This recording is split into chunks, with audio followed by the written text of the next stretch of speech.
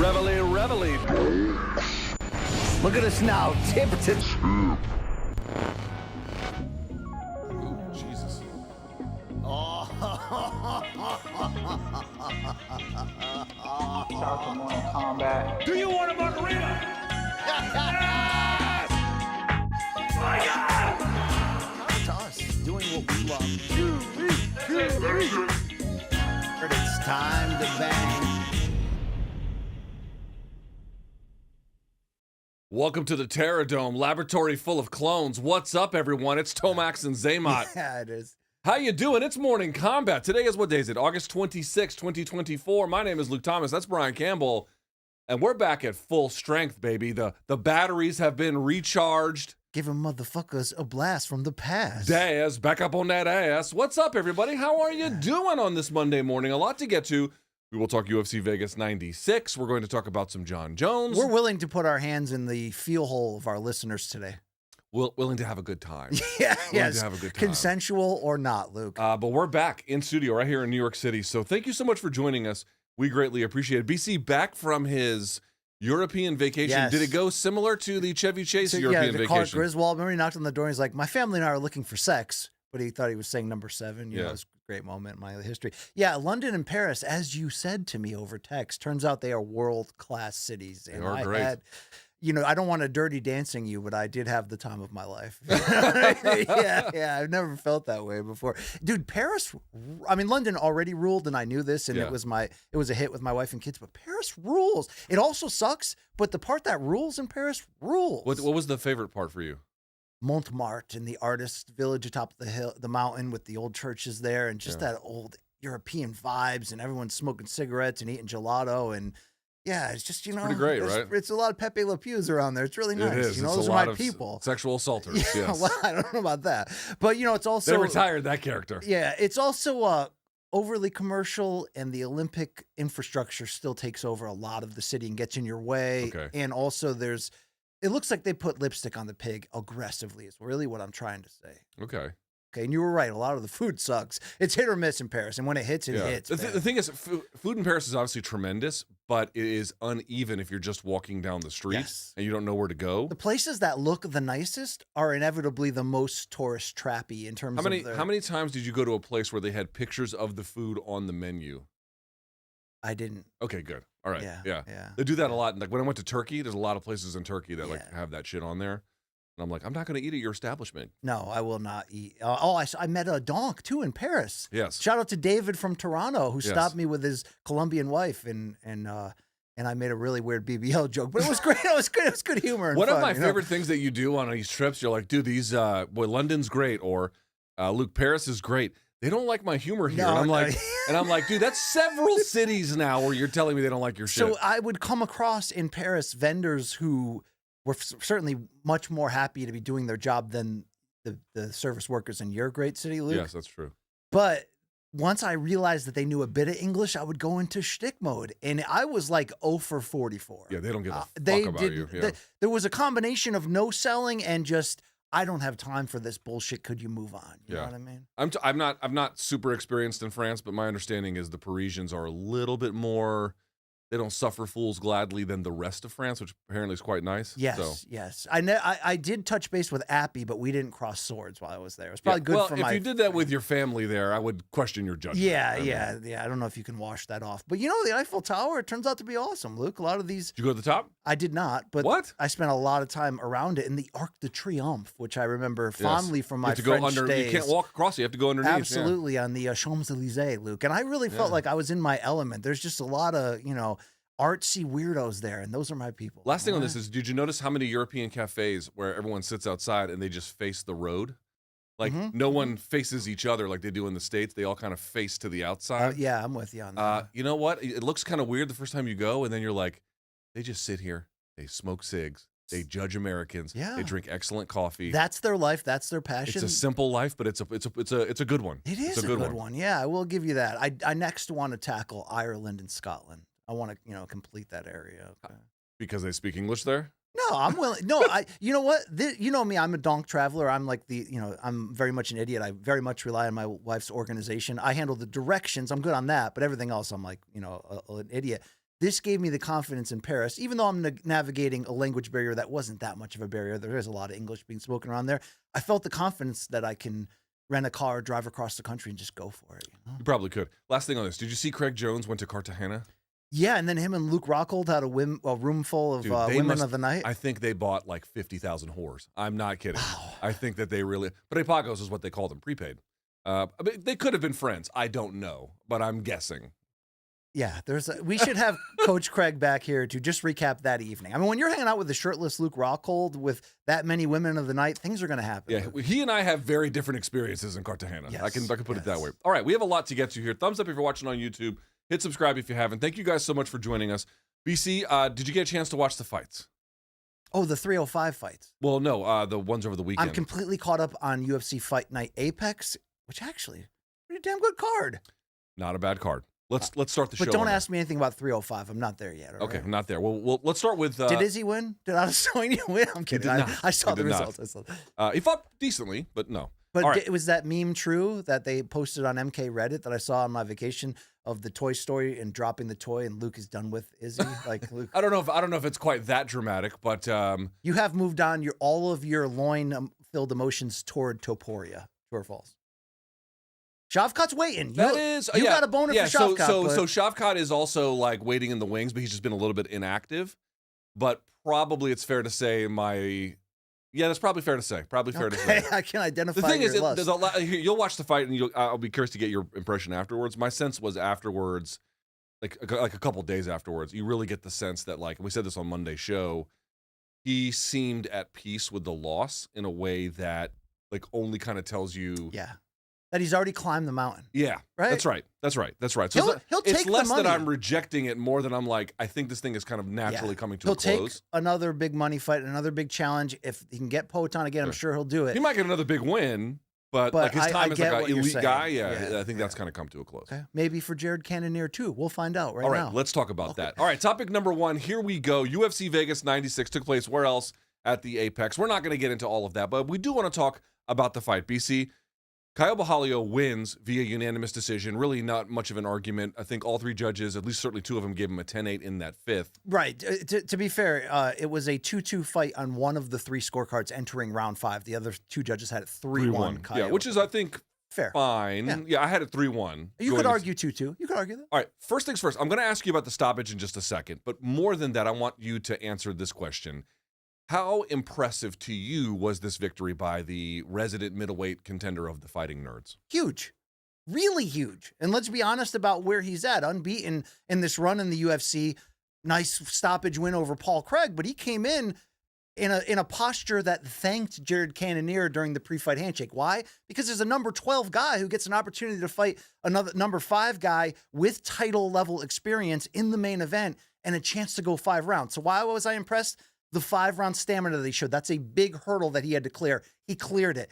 The technical application. Luke, he won the fight with his jab for the most part. There are things that he exposed in Cannonier that I can get into, but I love how he came out there with that power jab to set the stage, really worked those leg kicks in round 1, showed you he can adapt as Cannonier inevitably got himself back into the fight. But I saw stamina and I saw toughness, because even though I didn't think this was anywhere close to the best performance of Cannonier or even the best possible performance of where he's at in his career, there were some parts of his game I was frustrated with, but he did eventually get his shots off. He did test Caio's chin to find out whether he belongs here or not. And Luke, we can make arguments about who we ultimately called out, the champion DDP, and whether that was the right time. It seems a little premature, but this to me was a big splash that I'm ready for the deep end of this pool in this division. He's got aggressive tattoos. He's got aggressive victories over lesser-named guys, but he had to go in there against a real veteran, a guy that you're not going to just out-hustle and all of that. And Luke, he took his best shit. He had himself cut open, and it didn't even matter.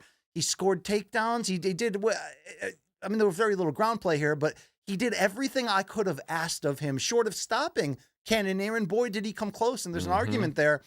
I was extremely impressed, because you're not going to look good against Cannonier. I know he's 40. I know this is a second straight stoppage loss, but you have to earn it if you're going to go in there and win it that way. And Luke, he stood in front of him and earned it. You got to give him that respect. I echo your sentiments completely. I thought like he stood in front of Cannonier, as you indicated.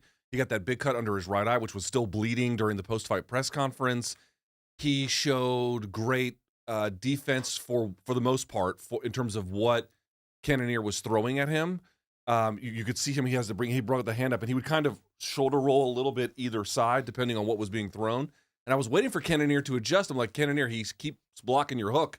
You got to go straight. You got to go straight. He never did. So it was frustrating. That was frustrating. That part. It was a little bit hard to watch. Nevertheless, the point I wanted to make was, if you look at his fights, BC, and I was like, how many times has he gone for the takedown in fights? So in his Contender Series debut, which he won via decision, they made him fight another time. This was back in 2021 when they were still like trying with the series.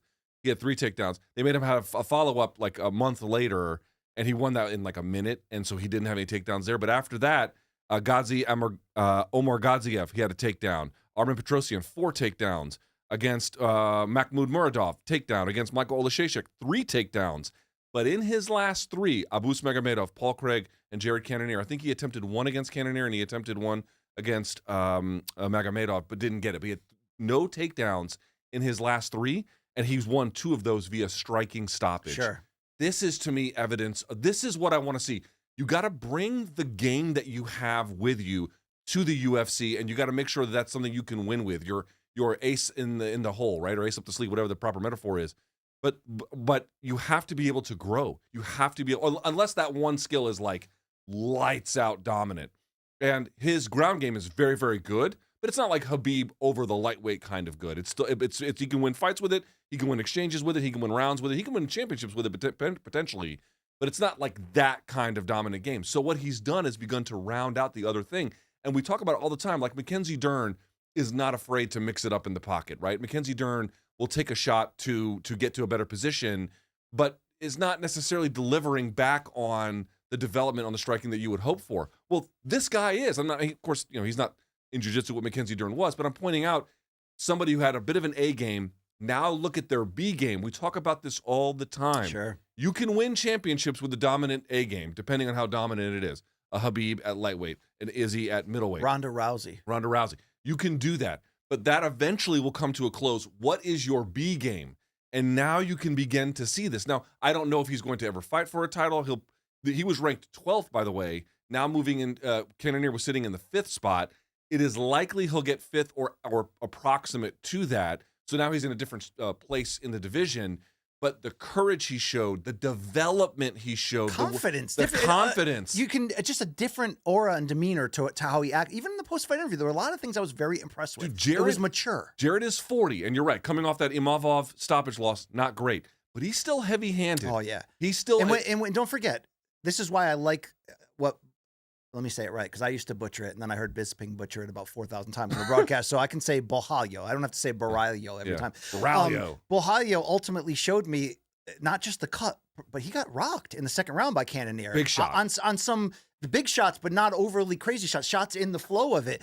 And his way of centering it and getting back on task, it was very mature. There was a lot that I loved intangible-wise in here. And, dude, it all went back to the basics. That heavy jab was such a difference maker. And I'm so glad you brought up the second round, because he did lose the second round, no doubt about it. Like, even if he had a 2-2, if he had 3-1, the 1 would be round 2 for Cannonier. All 3 judges gave it to him. But this is what I mean. Cannonier had a good second round. So here comes the veteran pushing back on Borralho, and he withstood it, then reapplied his game in the 3rd, was cruising in the 4th, and then, of course, it takes us to the 5th round, where he hits him with I think it was the hook, and then the 1-2, and the 1-2 was absolutely vicious.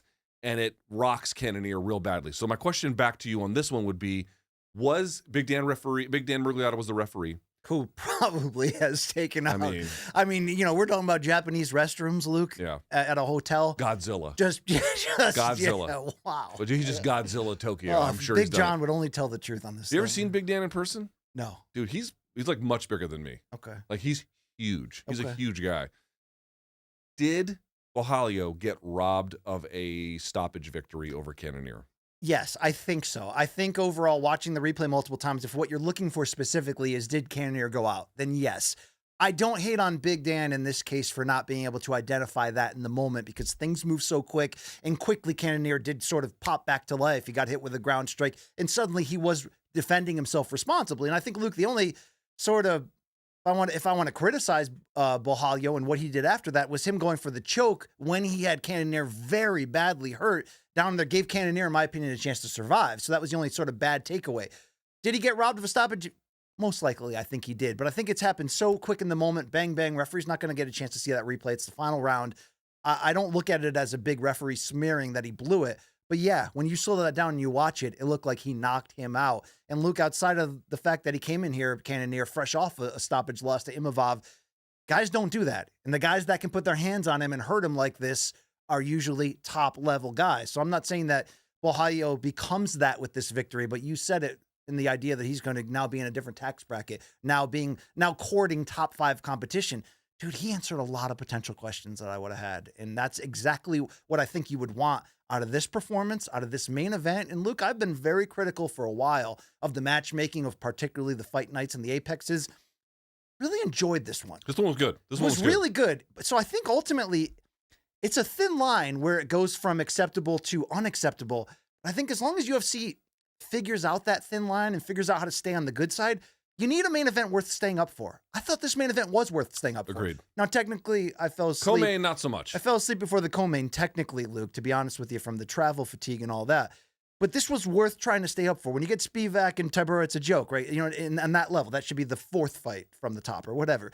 But as long as they have a main event worth staying up for and a consistent mix on the undercard, which they did have, of risers who we're about to talk about who made big leaps, friendly TV fighters, think Slava Claus, think Mearshart. These guys are probably more often than not going to get to the top of the heap in their division, but you put them in matchups that create the type of fun we saw. I always thought sometimes on these low-level fight night cards that you need one of two things, or maybe both to have a great time. A propensity to abuse marijuana or a gambling addiction. A lot of people, Long Island Luke, you would say you combine both of those, right? Like, in a lot of ways. Aussie Rules Luke, that's your entire life. That's literally every night of my life. And, I may have had one of those two going on as well, but I'll say this, Luke, it's not that hard to actually get it right. Obviously, you need the fights to perform, but I really enjoyed this card. I really enjoyed a lot of the fights, and the fact that it ends with us really learning something, in this case about Caio Borralho and the way that he promoted the fight nerds, and that this seems to be a new camp on the way up that is really they got some murderers really there. Making some noise. This was a great night out at the fights. And I think even in this era of watered down UFC matchmaking and the stretching out of the schedule to fill it, I think if they just make a couple tweaks like this, we can have this consistently, right? Even if it's at the Apex, which we don't prefer and love, it still was a good night out at the fights watching it from home. I still feel like they have to trim some fat from the roster to really get this, because as long as those guys are on the roster, the ones that shouldn't be there, they're going to have to get fights, and so you're going to have to kind of muddle through that. So yes and no. What I will say is, getting back to the Borralho thing, if I may, I wanted to just run this by you, see what you thought. Should that fight have been stopped? You definitely can make a case for it. But you need the replay, don't you, to really see it? So here's where I'm going to come down on this. Some of you think this is an accurate way to look at it, or a reasonable way to look at it, perhaps. In Major League Baseball, when they have umpires, what they don't expect is that every Major League umpire sitting behind home plate will have the exact same strike zone. They do not expect that. What they expect is that if you have your own kind of strike zone, that you as an umpire stay consistent to that. But they don't expect one guy on Monday to have the exact same strike zone as a guy on Tuesday. It's not realistic. In a similar vein, what I would say is, do I expect, for example, Mark Smith to have the same kind of strike zone in terms of stoppages as Big Dan Miragliotta? No, I don't. I think they have their own kind of sense about it. Within the universe of Dan Miragliotta, stoppages or non-stoppages, this actually kind of makes sense that he lets things go typically more. And I'm going to say this has not always been the case, but in the last few years, I think he's going to be the kind of one who errs on the side of letting it go a little bit longer. Sure. And Cannonier's got a history. Dude, by the way, Cannonier ended the fight on his feet. I mean, that guy is a fucking And I beast. believe Whitaker almost had him out, and you could have stopped it too. Exactly. But Cannonier bounced right back. So you have that history. So what I mean to say is, I think it should have been stopped. But I push back against the idea that we don't have consistent standards. Well, right, from Yamasaki to Miragliotta to Smith to whoever, Chris Taioni, you're not going to get consistent stoppages. Yeah. Within the universe of themselves, the question is, do you get consistent stoppages? And this is fairly consistent with what Big Dan has done in the last few years. Does that make sense? I'm more than fine with it. All right, very good. Now, with that being said, BC, he called out Dricus du Plessis. That's a little aggressive. It is. Not that he doesn't deserve a big fight. I think he does. There's an argument to be made that if you're coming on and he announced that he's coming on with this performance, right? Yes. That you do want to shoot for the stars, and if you get anything less, which he has to expect to, he can't expect to be the next person in line. But I think the argument, so I'm not against the aggressiveness. I'm not against the ambition of that call out, but I am against, and to some level, the realistic nature. It's not going to happen realistically. Will this mean, though, that he'll automatically get a top 5 matchup next? Does he deserve it? Can you make the leap from 12-5 with one performance and then suddenly expect to be getting former champions? You know what I mean? Where should what is the perfect next fight? So let me read to you the top 5. Sure. Now, obviously, Dricus is unranked because he is the champ. So number 1 would be Sean Strickland. They probably have a future He's getting deal. the next title, yeah. 2 is Izzy, but who knows when he's coming back. 3 would be Robert Whitaker. He's got a date with Hamzat. 4 is kind of interesting. 4 is Nasruddin Imavov. That might be one you see because both guys are coming off of wins over Cannonier. In fact, I think that's probably the likeliest one. And 5 was Cannonier, but then after that is Marvin Vettori and Brendan Allen. I got to tell you. Oh, they just fought in the PFL casino lobby. Did you see that? I was like, dude, nothing is more Florida than the PFL holding a fight, and you can't remember who fought on the card, but you can remember 2 UFC fighters slugging it out in the casino floor afterwards. I have to tell you, to me, they probably will do the Imavov fight. But the Brendan Allen equation to me is so much more so you could have interesting. easily said the loser of Whitaker Chimaev. If it's Chimaev, do you really? I don't know about that. Okay. I just don't. Dude, Chimaev's in a weird place. I feel like if Chimaev beats Whitaker, then the UFC is going to really prioritize their schedule in a way to keep him active. But let's say Whitaker goes in there and weathers a storm and then beats the bags off this guy. Are they gonna what's his future after that? I don't know that. I don't know how to answer that. I hear you. I mean, you can say the same thing. I'm not saying that he doesn't have one. I'm saying, what is it? I mean, you could say the same thing if Robert Whitaker loses. That's what I'm saying. If Hamzat goes in there and looks good, I think they're going to make a real push for him. Sure. But if he loses, it's like, I don't know what he is at that point. If I can salt and pepper you in 92, let's talk about sex, Luke, right? Okay, well, this took a turn. The sex matchup, if you're willing. Let's hear it. Paulo Costa. Against Borralho? Yes. Are you willing? That's a... I don't hate it. I don't hate it. So wait, you want to do Vettori versus Brendan Allen too in the cage this time? Yeah, well, they might have just signed. They might have just built the backstory. I feel like the UFC is going to be like, fuck it, we'll just use thanks PFL. They should, right? They should. What about Paulo Costa and him and you? And maybe even put it in Brazil in a main event. So Costa is sitting at 8, right underneath Allen. You could do it. You could do it. It would give him, meaning Borralho, especially if he could win it, and it's certainly a matchup he could. That would give him a celebrity splash, right? Wouldn't that elevate him in a big way? I feel like if Hamzat loses to Whitaker, you do Hamzat Paulo Costa, like the guys who were the big scary guys. Next thing coming, and now you're like, what's left of them? I don't really know. You know. That is. Hey, it's a no lose situation. Why? Because even though it's not the best division right now, and even though it's not the deepest right now, and I think bantamweight still holds that mantle, there's still a lot of people like Jed Meshew II, Luke, who believe that lightweight never left as the best division out there. Middleweight's the most interesting. It really is. So with the new contenders coming up, it certainly is. No, even at the title picture, it's incredibly interesting with DDP, Strickland, Izzy, Whitaker, Chimaev. Like I don't. Come on. Okay, but like as a fight, Strickland versus Duplessis 2 is not like, oh my god, I can't wait. Like no, take that back. The first fight, what was that? A split majority, or maybe I think it was split. In 5 rounds, thriller. They both made adjustments. Thriller is a strong word. Okay, not fight of the year thriller, but a technical thriller in a sense. No. You do that in South Africa? I disagree. You do that in South Africa? Well, come on. That's a different story. But in South Africa, I'm okay with it. But my point is this. Sean Strickland has a way of making fights trench warfare. Yes. Where we're just lobbing these shots at one another and some get through and some don't, and it's a hard slog. I really don't think you can call those thrillers. You can call those tough technical battles. Thriller is a very strong word. But technical thriller, combining the two words, that gives you the indication that it was a chess-ish match that got exciting and had ebbs and flows. Yeah, I'm okay with that. That's about as generous as I would give. Okay, you didn't enjoy. You were not. Were you not entertained in that first fight? Come on. Not a lot. Entertained? Really, seeing 2 high-level guys, and look, can we bring in a third party here? Let's bring in. How entertaining was Strickland versus Duplessis 1? I think it was pretty entertaining. It was a back and forth war. I had DDP, pulled it out. He said war. He said war, Yeah, Luke. war's also I mean, a strong what is word. it good for? But wait, I wanted to say that Allen is fighting Imavov next how did we month forget? Yes, in you're right. France, but I love the Brendan Allen matchup regardless, win or lose against Borralho. Good correction, by the way. I completely had forgotten about that. We got to move along because, by the way, Danny Segura is going to join Hey, us I love here. Danny Segura. He's one of my. I don't know if he deserves hip hop horns. There he is. Oh, he's here. Yeah, He's he's here. here. He's here. Right here. He's giving BC the finger. I didn't even know he slipped in like in the middle of the night. Right like there. a ninja. You know, the thing that we always say about Danny is say what you will about Danny's on-screen bravado. Off-screen, the guy gets it done, right? The guy gets it done. Like your brother-in-law, Pepe.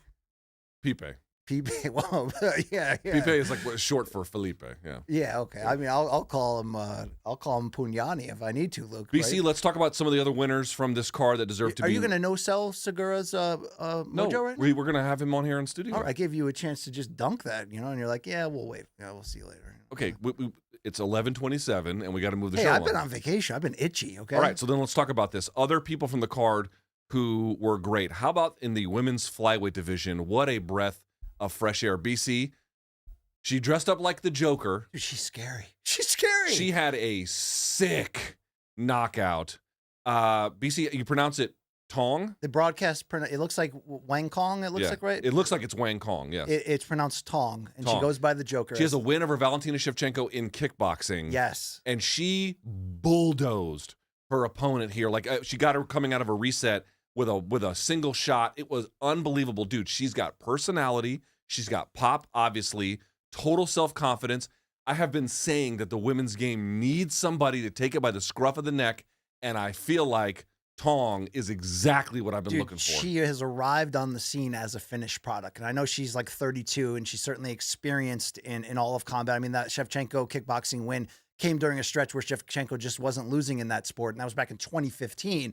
And so she's got that hook, right? The same hook Poatan had when he arrived in the UFC, knowing it may not take too many wins if you can get them to make an Adesanya fight happen. Well, Luke, what did Tong do? Took on a fighter who, yes, had been stopped every time she had stepped up against higher level opponents, the Miranda Mavericks of the world, that level in this division. But, Luke, you don't see first round finishes this nasty and dominant and defiant in the way that Tong did. And then Tong gets the microphone afterwards through the translator. And what does she do? Calls out the UFC for putting her in the curtain jerker fight to kick it off. Luke basically says, I want a main event next, or I want a main card fight next. And then on top of that, when they bring up the champion's names, is all about it, is ready to go. Of course she would be. Luke, I know she had to go through the Dana White Contender Series turnstile. Hope that didn't lead her to a 12-12 reality, Luke. But either way, she does not look like she's going to need that many wins to get into a title situation in this division. And it may not even be, obviously, Shevchenko at the end of this video game, depending on what happens in the sphere. Obviously, 125 is populated quickly with fighters we want to see at the title level. No one more deserving at the moment than Renan Ferreira. So we're still a few fights off.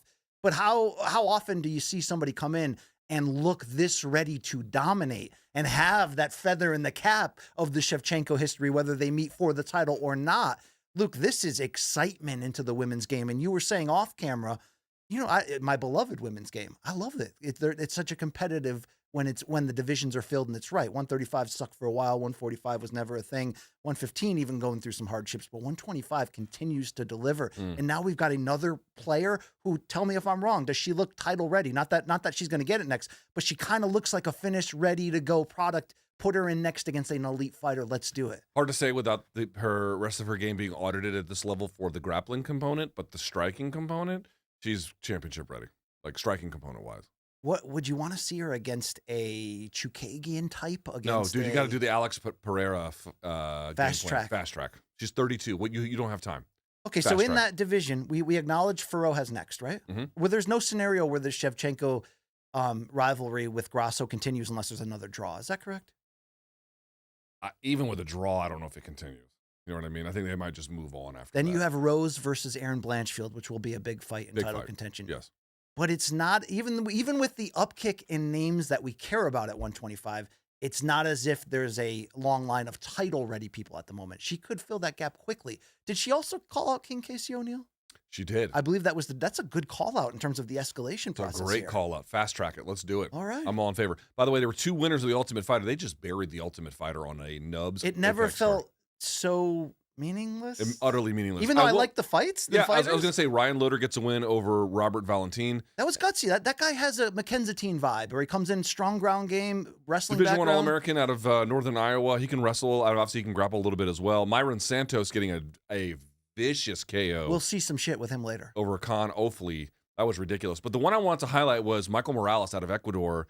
He remains undefeated, 17-0, defeating Neil Magny. Bisping on the broadcast was saying he was giving up his back. That was strategic on purpose. It was not a mistake. It was. Yeah, I mean, I think Bisping had his worst night ever as an announcer. I don't know about that. I didn't listen to the whole card, but I was in that particular moment. That was actually not correct. Like you could. This is what, for example, it's the same thing that against Islam Makhachev that Volkanovski did, where you plant your forehead in the cage. It's actually hard to take your back. No one's really going to invert underneath, and so it actually ends up being a situation where you can show your back, but it's actually a safe position.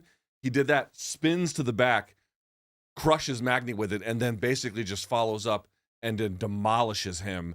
What a win for him, dude. This was perfect matchmaking, super exciting, major delivery. The guy is a tank at 170. Unbeaten, has a judo background. They were calling him like a bit of a striker, which he can be. He is heavy-handed, but he's got a judo background. I'm liking what I'm seeing out of Michael Morales. He has badass energy, too. You know what I'm saying? Do you remember when he had that really ballooned ear a year ago? It was almost James Colossus Thompson-esque. And now he's got really gnarly cauliflower ear in his right ear, I believe. I don't think I've ever seen the Spider-Man thing he's doing. I don't like think I've ever Miles seen it Morales that gross, but he's got the tack combo. He's in sick shape. He is a finisher that goes after it. He carries himself in that swagger that says he's arrived, he's ready to do some business, and to take care of somebody like Magny that quickly sends a huge message. Then you go back and you're like, oh shit, he's unbeaten to this run, and he's absolutely blown through some people. I want to see more. I love the Spider-Man bit. I can't wait. Rising banger alert. That's what I'm saying. This card had those under storylines, but like second and third tier storylines that were really interesting. And then last but not least for me, there was other good fights on this card. As you mentioned, Slava Claus got a nice win. But how about Gerald Meerschaert and Edmen Shahbazyan? Gerald Meerschaert taking a bit of a beating, gets dropped, I think, in the first round. Maybe was it the first or second round he got dropped? I think it was the second. Second round. He gets dropped with a body shot. And Shahbazyan, dude, in the first round, I'm watching this fight, and I'm like, how did Shahbazyan, because I watched it after the fact, like, how did Shahbazyan lose this? Like, he's fighting at just the right pace. He's the best first-round fighter we have. He's like Amir Khan But more than that, he wasn't going bananas. He was just fighting at the right pace, drops Meerschaert in the second, and then goes bananas trying to finish him, gasses, and then loses. I'm like, dude, that is such a devastating loss for him. I mean, he's had a few of these now. It is. But this is like, you're at this point now where I don't know if he has a cardio issue, if he has an injury issue, a training issue, but he's got a performance issue, and it's a problem. Now, he said on Instagram afterwards that it was almost an apologetic post saying, like, I gassed myself out going for the finish. I thought I had the opening there. But, Luke, here's the deal with him. Against average or below average guys, he can look spectacular because offensively, he has flashier skills than his entire game can back up. Would you agree with that? There's times where he exits and lands sneaky hooks. I mean, he is a beautiful combination. Yes. He can hurt and really at times spectacularly finish lower level guys. It's when he fights guys with a backbone. Think of a veteran like Meerschaert, who's tough, who has this sort of reputation that he can hang in fights on this level. If he doesn't get the person out of there in the first round, and what I felt the biggest thing holding back was, I don't know if Shahbazyan, for as flashy as he can be offensively, I don't know if he's actually a threat to finish good fighters or guys that are very recuperative or elite level tough guys. And if he doesn't, Luke, it's becoming an inevitability that he will implode, that he will find a way. So when you say, like, what is the problem? It's kind of hard. You could blame it on cardio. I just think, I don't know if there's a lack of self-confidence or there's something in there that if you can get him into the second half of the second round and suddenly his chances of winning start to drop dramatically. If he can't fix that, if that's something deep and internal that he can't identify and fix, then he's gone his way out, Luke. Because what is this, four losses in 5 fights, or is it even worse than that this stretch? I'll pull up his record. I know he had that death stretch of 3 in a row where it looked like he was really going to be on his way out. He did right the ship. He got a stoppage win in the fight before this. Pop quiz, how old is Shahbazyan? 26? 26. So he lost 3 in a row to Brunson, Hermanson, and Imavov. Okay, ranked guys. Seriously. He gets a rebound against Dalka Lungiambula, who has the biggest traps I've ever seen in my life. Then loses again to Anthony Hernandez, Fluffy Hernandez, who's very good. That fight in between, yeah. Rebounds against AJ Dobson, but then loses to Gerald Meerschaert. It's like every time they try and get him to escalate back up, it flops. Because he can't finish these guys early, and I don't think he knows how to win fights outside of that, Luke. You don't see decision wins against good names on his record. He's going to get the lower tier guys out of there, or he's going to find a way to lose it. And that's a harsh thing to say into a microphone, But the track record backs it up. It does back it up. Aussie Rules Luke, what were you going to say? I was going to say Edmen does not have a win over someone currently in the UFC since Brad Tavares in 2019. Jesus. That was a nice win, too. Dude, Mm-hmm. in 2019, when he finished Brad Tavares, it was a first-round shot. I was like, this guy is going to be... He was still with Coach Edmen back then. Yeah, 21 years old. I was like, this guy is going to be an absolute dynamo. Nope, didn't happen. Wasn't he managed by Rousey for a bit? I think that's true. I don't know what the current state of it. No, I think that's true. And he also left there. Now he trains in Vegas. Do you think she should post an apology to him as well 11 years later? That didn't go well, did it?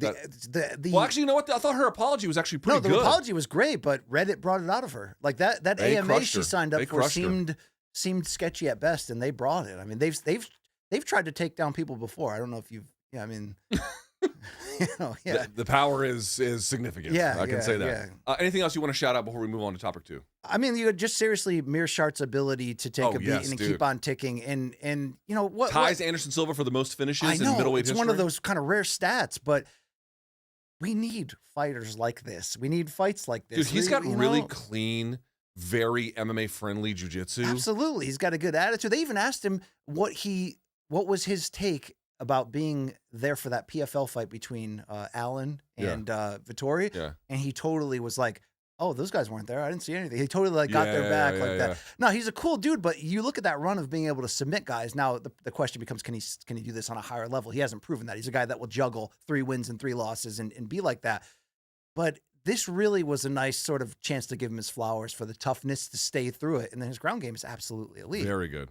So it was fun to see. Just another storyline in this division that this card helped propitiate. Luke, middleweight, so much fun this year. I wish you would just admit it. I mean, be like Joe Pyfer's in here. I mean, there's a lot of fighters that are coming on. I think the UFC is certainly working on breaking ground for additional infrastructure for the Apex. Yeah. They want to be able to do what I guess as it was an NXT show that was there. Sure. I think if they do that, and first of all, that would be a huge difference maker.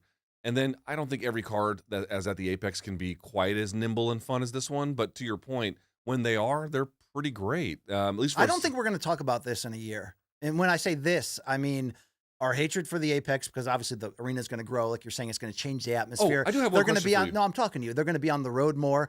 But I think our problems with matchmaking, I think as long as they don't put out main events that are just obvious flat tires, they're going to be fine because the crowd noise at these places. And if we can go, what's the Apex population? What is it, 1,000 that can fill in there? I mean, maybe a little bit more with NXT configuration. Right, and sometimes as it's set up right now, you're getting a lot of people that are buying a couple $1,000 purchases to sit there, and maybe they're not huge fight fans. We get back in front of 3,000 aggressive, huge fight fans there. It's going to be, we're not going to talk about this in a year. The fight nights will be fine. Real quickly, there was a suggestion during the broadcast of Contender Series that they might take, or Mick Maynard wanted to take Contender Series on the road.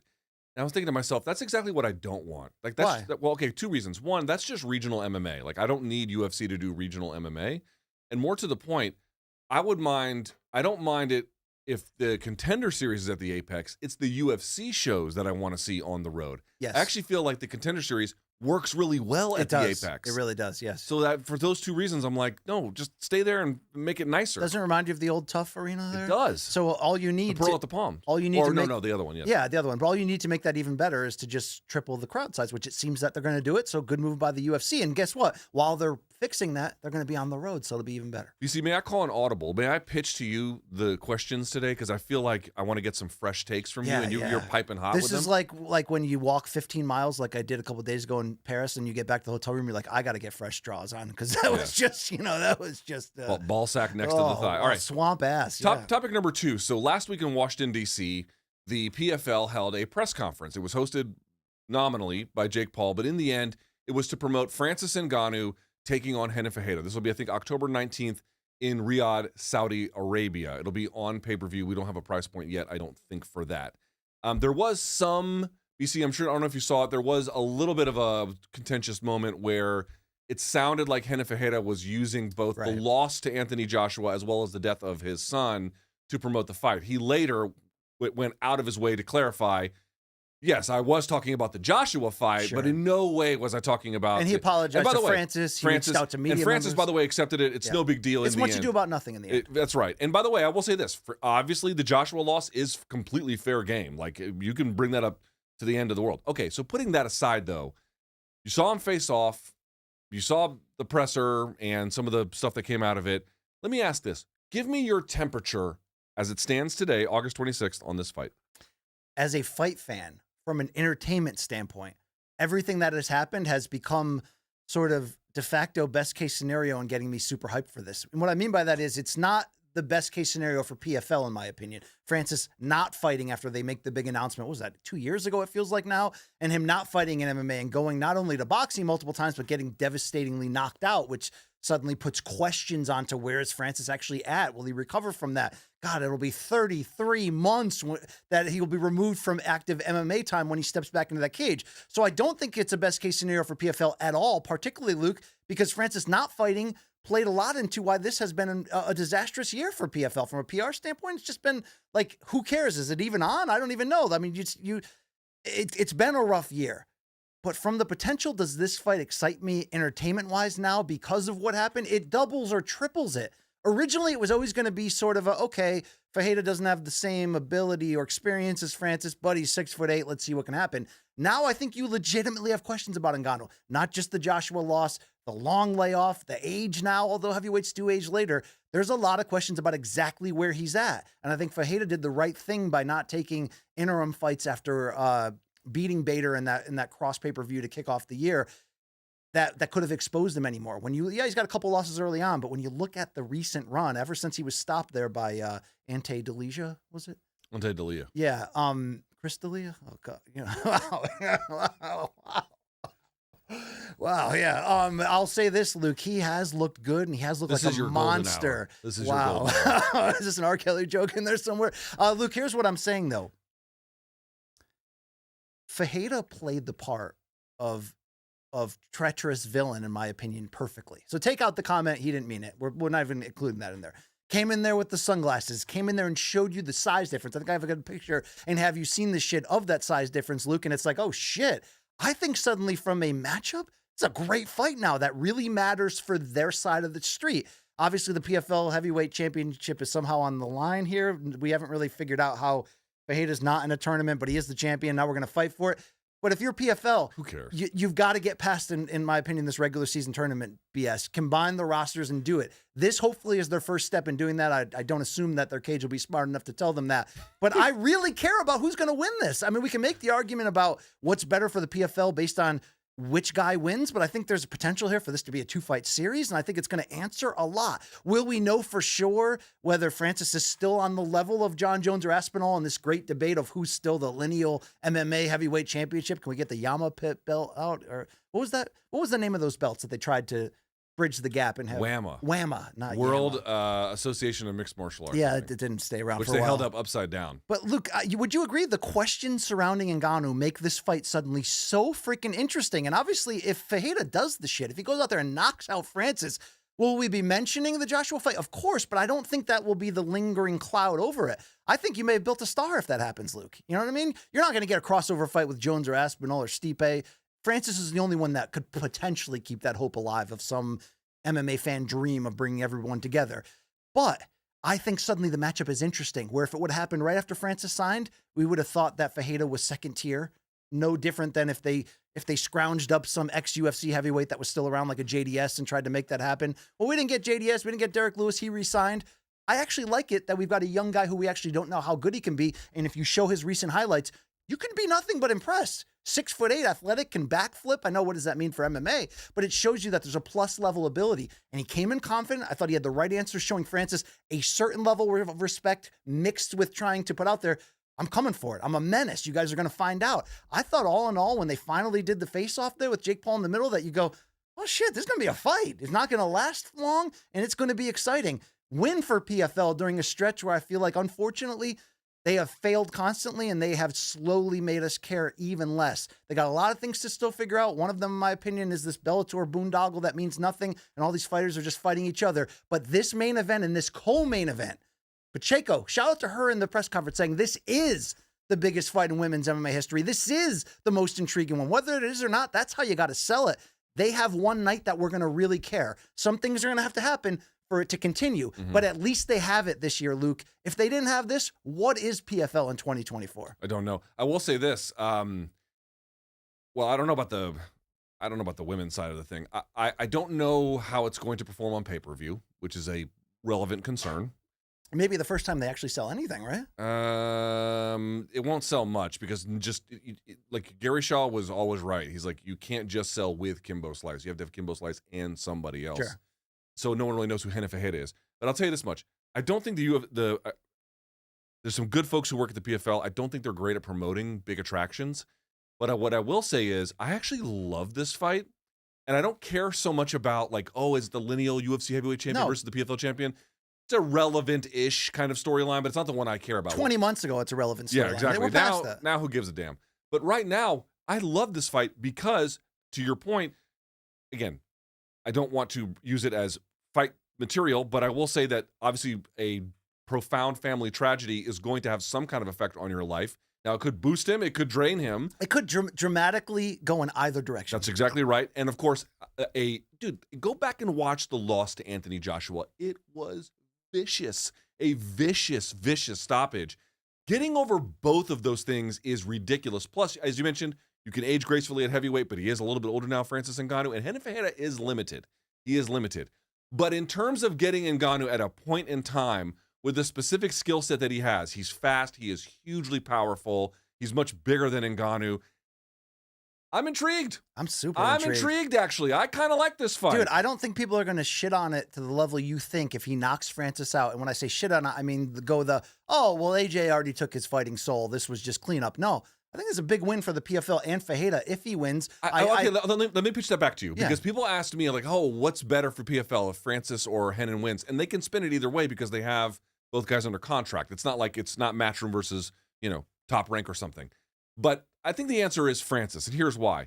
If Renan Ferreira wins, you can claim, hey, our guy ultimately beat Francis, the lineal UFC guy. You get a second fight if Renan wins, You probably get a second one, but the problem is after that, where do you go? You haven't pulled anybody over. Yep. You can't really maximize it. By contrast, if Francis goes out there and just fucking dummies this guy, which is, oh, by the way, very possible because Renan Ferreira is reckless. If he does, holy shit, you can be like, he's back. He's the star of our show. He went into MMA. He beat Tyson Fury. He just finished, because I'm assuming if he beats Ferreira, it's going to be by finish. He just finished Renan Ferreira. The Predator is back. You can sell that either way, but I think the answer's got to be Ngannou. I got to ask you a question here. All right. Let's say Ngannou blows him away. Yeah. Let's say he looks like the Francis of 33 months ago in an MMA cage, although 33 months ago he was on one leg wrestling gone, and I give him a lot of credit for that win, but that wasn't even the Francis that we know. Let's say he looks like the Francis from the Stipe rematch, Luke. That was the one that got Dana to say Jon should go down to 185, if we recall, right? That was a big moment. Is there an organized play from Francis and PFL brass? You'd have to be aggressive. This is no different from what we're going to talk about with Aspinall and Jon Jones, right? Aspinall coming out and being so aggressive and saying, hey, I heard the Stipe's hurt and this fight can hit. I think he's making moves here. We can talk about that. Is there a move, if that happens, that Ngannou can pick up the mic and go, Jon Jones, I'm back. I'm the real heavyweight champion. I'm the lineal. I never lost it in the cage. Whatever happens between you and Stipe or you and Aspinall, whatever, let's do this fight. Is there pressure publicly that Don Davis, PFL, and Ngannou could put on Disney, knowing that they own both, they have the rights contracts to promote both PFL and UFC under their banner? Is there a public angle there that can actually put a certain level of pressure both on ESPN to create the idea of a thing we never see, a cross promotion, and going the Disney route? Is there anything there? Because Disney has a certain amount of, what does Disney control? The price point on the UFC pay-per-views, right? And we found out with the California situation during COVID that they can put their foot down in some, there is a line, right? There's a line. It's pretty minimal, but yes, it's not a complete free for all. I mean, is that played on sport? Is that soundbite played on SportsCenter the next day? Can you do this angle? So no, but there's two things to consider. One, I don't think those pressures mean jack shit. However, what I will say is, if the Kingdom of Saudi Arabia decides that this is something that they really want, that's a different thing because they got the purse strings and they are. But remember, we're going to talk about it here with Danny Segura about September 14th. It's UFC Noche Riyadh season, right? So that's in play. The thing you have to really I don't know how much you read about this during your time away. It wasn't that long, but I don't know if the UFC has a future on ESPN. I'm very. To me, they want to be. They want Netflix. They're in the same bracket with WWE with TKO right now. Yes, and it's a lot of the same smart minds being put together. I think they are trying to get as many big name homes as they can. I think that's right. And so the question is, yeah, you're both under. Dude, they've been both on ESPN. They haven't had any meaningful crossover whatsoever. Yeah, but you haven't had a want or a need to at all if you're a UFC up to this point, outside of Kayla, but they got her anyway. Okay, but you think Francis beating Ferreira is now want and No, need? I'm saying if there was a best case scenario where he just looks so great. I think if he looks great and the Kingdom of Saudi Arabia really wants it, I think that's a slightly different conversation. Interesting. Even then, I think they're walking. But uphill. Aspinall, to true or false, Aspinall's growth in the quick ascension of him going from potential future champion to, oh my God, I think he might beat Jones. Does that kind of make any need for this conversation push it away from a UFC standpoint? Sort of, but that's our next topic. So let's get into it. Topic number 3. Again, this is something that happened when BC was away. Tom Aspinall is going as close as I've ever seen him to scorched earth, to, I don't know, get a fight with Jon Jones or promote himself or make Jon Jones look bad. So BC, let me ask the question this way. He said, I'm going to retire him without ever, I think, what was the exact quote? Without ever fighting him? What was the exact quote he had about Jon Jones? I'll get the exact, but it was something like, I'll retire him without even having to fight him. Yeah. I mean, ice cold. Like, wouldn't he show me the respect as he walks out of MSG with at least hand putting me the belt, title? Yeah. You know, and he said, he's calling Stipe Miocic Joe Biden, all kinds of stuff. Right? Sleepy Joe? Wow. I know. Joe Biden taking strays here all of a sudden. But the reality is, it's a new posture. That much we can be certain. It's a new posture. So, BC, my question to you is, to what extent will this actually work in changing his material fortune? I think it'll work more than you think, because this is why it's really smart. I think it answers all of the above. You put out a couple scenarios. Well, would it do this? Would it do that? I think it raises his profile. I think it shows him to the UFC that he's super serious about getting this fight and he's willing to campaign for it. Something that guys don't do enough of, in my opinion, publicly, when they want a fight that might not be in the best plans short term for the UFC, or maybe not be part of their interest in the moment. And I think what he has succeeded on, Luke, and you can tell me if I'm wrong on this, is A, putting a lot of pressure on Jon Jones by doing this, but B, making Dana White have to talk about it. The last few press conferences, I have seen the clips floating around social media of Dana being asked, and you know what he's had to do? We've heard Dana do nothing but puff up Jon Jones lately, right? Almost to hysterical levels, right? To the idea the kids call it glazing. Right, and you can just argue it's to make Jones versus Stipe still matter by arguing that he's the GOAT, which I don't think we're arguing against, but obviously the whole pound for pound debate and the whole who's leaving the room thing on that. Luke, I think this is making Dana do. Have you heard his recent responses? Every time he's been asked lately, whether it's 305, whether it's the Dana White Contender Series presser, he says, guys, I don't believe Jon Jones is here to duck Tom Aspinall. I'm telling you, I know this guy. And look, the things that he says are true. Jon Jones has always been bout it for the most part until when? Well, kind of until Ngannou's rise, when Jones sat out 3 years and was trying to sort of find ways to get more leverage contract-wise. Remember, he brought in Richard Schaefer and all that.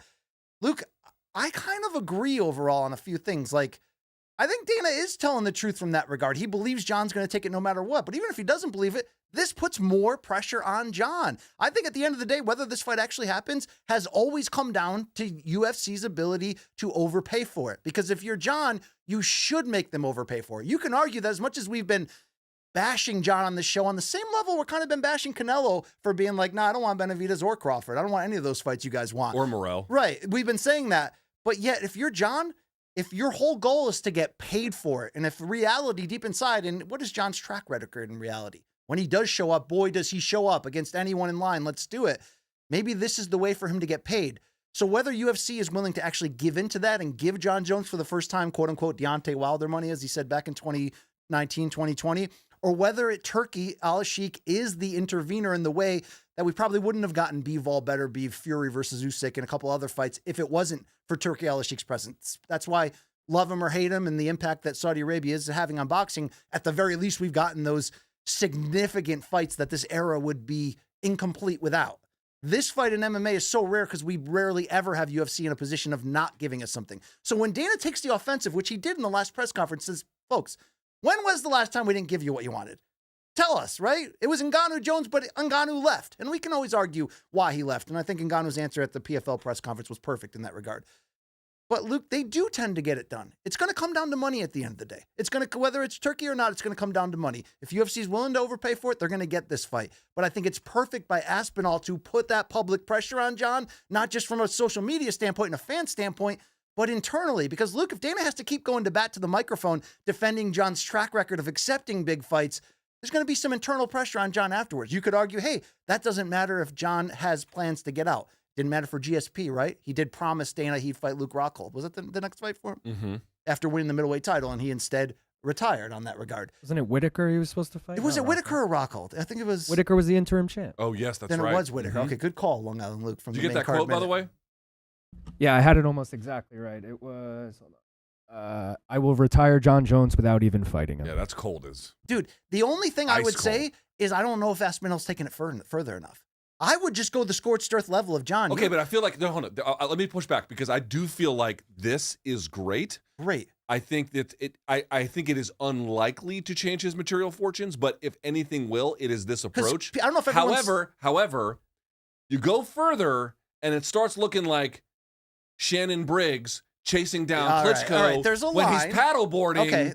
And now you look Let's desperate. go, champ. Let's go, champ. Now you look desperate. But did people see the video where it seemed like Aspinall started the Stipe is hurt rumor? Which I think whether he's lying, it seems like he's lying, yeah, right? It seemed like he was lying through his teeth. People came back and reported that it wasn't true. That's brilliant because now we're starting to say, what's Jon going to do if that does happen, right? This is perfect. I do think there is more he can go. And I think it's questioning Jon's manhood more directly. Yes. And I think if he stays down that road, it's his best chance of getting it done. But it comes down to UFC, true or false. It comes down to UFC being willing to pay that extra sum. You were right. And if they do pay it, and if Turkey's involved or not, put it in a freaking stadium because that would be the fight that would demand it. You're so right. It was Whitaker because remember, GSP chokes out Michael Bisping and then retires like a week later or re-retires or whatever it was a week later. And we talked about at the time, I think it was 2017, if memory serves, where what they were discussing was the best way for someone to get a profile in the sport through the championship is you have to beat the champ. Yes. And you get this transfer of legitimacy.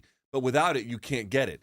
So will these actions by Tom Aspinall actually get him a Jon Jones fight? I still remain skeptical. However, to the extent that he can undermine any legitimacy of that fight, such that it still has any, I know that technically the UFC title is on the line for it, but to the extent that he can undermine that, and so that people both before and then after especially go, what was the point of that? Tom Aspinall's the guy. He can raise his profile by being like, I'm already the future.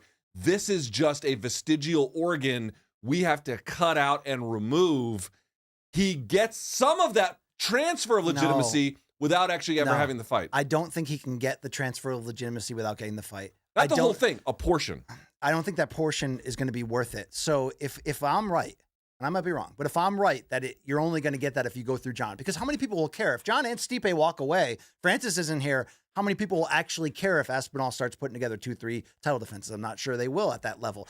So Luke, if you do have one chance under my scenario, what should be Aspinall's posture in MSG? Obviously, he's going to be front row. I mean, I don't know if he should put up a sign that says I'm the real champ, but if he has one window to walk in the cage if they let him afterwards, or even if they don't, I personally think that's when you go to break glass in case of emergency. That's when you go and put hands on Jon. That's when you throw something at him. You have to do something, in my opinion. PFL casino style? You have to do something, in my opinion, to challenge Jon's manhood so aggressively that the internet would basically be like, look at this footage. Tom just went up and got in his face and pushed him or punched him or did something, threw something on him, did something, Luke, poured a drink on him, something where you're like, shit, I can't walk away from that. You know what I mean? Like the egg on your face, like the idea of people saying. I don't think he's got that in him, but I don't disagree with the strategy. I think you get the fight if you do that. You think so? I do. And it can't be WWE style like when Brock Lesnar pushed DC and you're like. I'll say this. Hostility and antipathy both towards Jon and Stipe and their fight is working. It is working for Tom Aspinall. People like seeing him show this new wrinkle. They like him kind of showing. Dude, do you see the video where he's like looking for Jon Jones? Oh, yeah. He's underscoring the absurdity of this fight. That is working for him. So again, ultimately, what end does it get to? We shall see.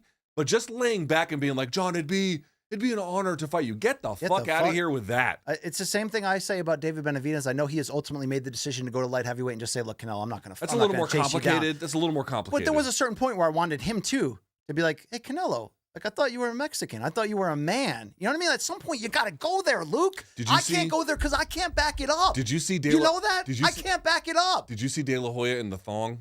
I would submit you, though. Gyrating and cavorting? Yeah, I mean, what do you expect at this point? What Did you see it, Danny? What are we expecting from Oscar? I mean, look, seriously, what do you want from Oscar right now? What do you think's going to happen? Dude, don't. What the fuck are you doing posting that? He got fake abs. He's that guy. No, Luke, he talked okay? about it. He said he doesn't have fake abs. Did you hear the explanation? No. He said he got, I forget, there's a certain kind of name for the procedure. I forget it. It's something with the word sculpting in it, where they don't put new abs in, but they cut fat around it so that it accentuates it. You can't not. You have to work out, which he does work out. Yeah. I'll give him that. But I don't want to see that. I don't want to see his. I was like, Oscar, I needed bleach in my eyes after Okay, I this. will say his clapback Thursdays. I laugh out loud. I laugh out loud at them. So Danny and I were actually talking about this. He was like, Canelo, fuck you. Like, no. Danny and I were talking about this because on one of his clapback Thursdays, he went after Edgar Berlanga for being a fake Puerto Rican. Yes. And I don't like that shit. I mean, it's not my fight. I can't fight it, but like, I don't like that shit. And the second thing I would say is, dude, that's what they went after Oscar for. They went after Oscar for being a fake Mexican because he was both Mexican by heritage and then American by nationality. And so he was both in neither. It's like, if anybody who understands that that's like a loaded, unfair charge, it's fucking Oscar De La Hoya. Once again, you're asking Oscar to play it fair. When he offered Conor McGregor a Canelo fight, and then a day later when the Floyd fight got made, he wrote a letter to the boxing media saying that we need to boycott that Floyd Conor fight. So he'll change his tune every other day. Oscar's also, the last thing I'd say is Clapback Thursdays is like, it's a roast. It's hilarious. Well, okay, but you only do it if you're really, really sensitive. Only people who are it looks like a show of strength. It's actually a show of weakness. Right. I mean, that's Oscar's run as a promoter. He's had big moments and big fights, but he's always undermining Canelo or Ryan Garcia because the ego is so strong. Okay. Do you think Tom Aspinall is there in attendance in November for Jones Stipe? He would be an absolute idiot if he wasn't there in the front row. It's a guarantee he's there. But he'd be an absolute idiot if he isn't cooking up what I just said. A moment. Okay. You gotta create a moment. Last question. Do they pull him into the cage afterwards? I don't think that they do. I think they do because of the pressure. No! Listen, because of the pressure that he has put on Dana now, where Dana is constantly fielding questions about it, where Dana has to stand by Jon and say, no, Jon. They're gonna say these guys, dude. They're gonna put the pressure on Jon. Fuck no. Dana will do that. Dana, look, yes, he will. He will. Dude, he's been soft pedaling this whole shit the entire time because he doesn't want people to hate and not buy this fight. This is a big fight. This is a big fight for them. Fine, I agree with that. But what I'm saying is, he's going to be like, these two guys are legends. We don't want to ruin their moment. No. He's going to use it as a way to put up a barrier to the whole thing. Luke, is he going to bring Jon Jones in the cage afterwards or not?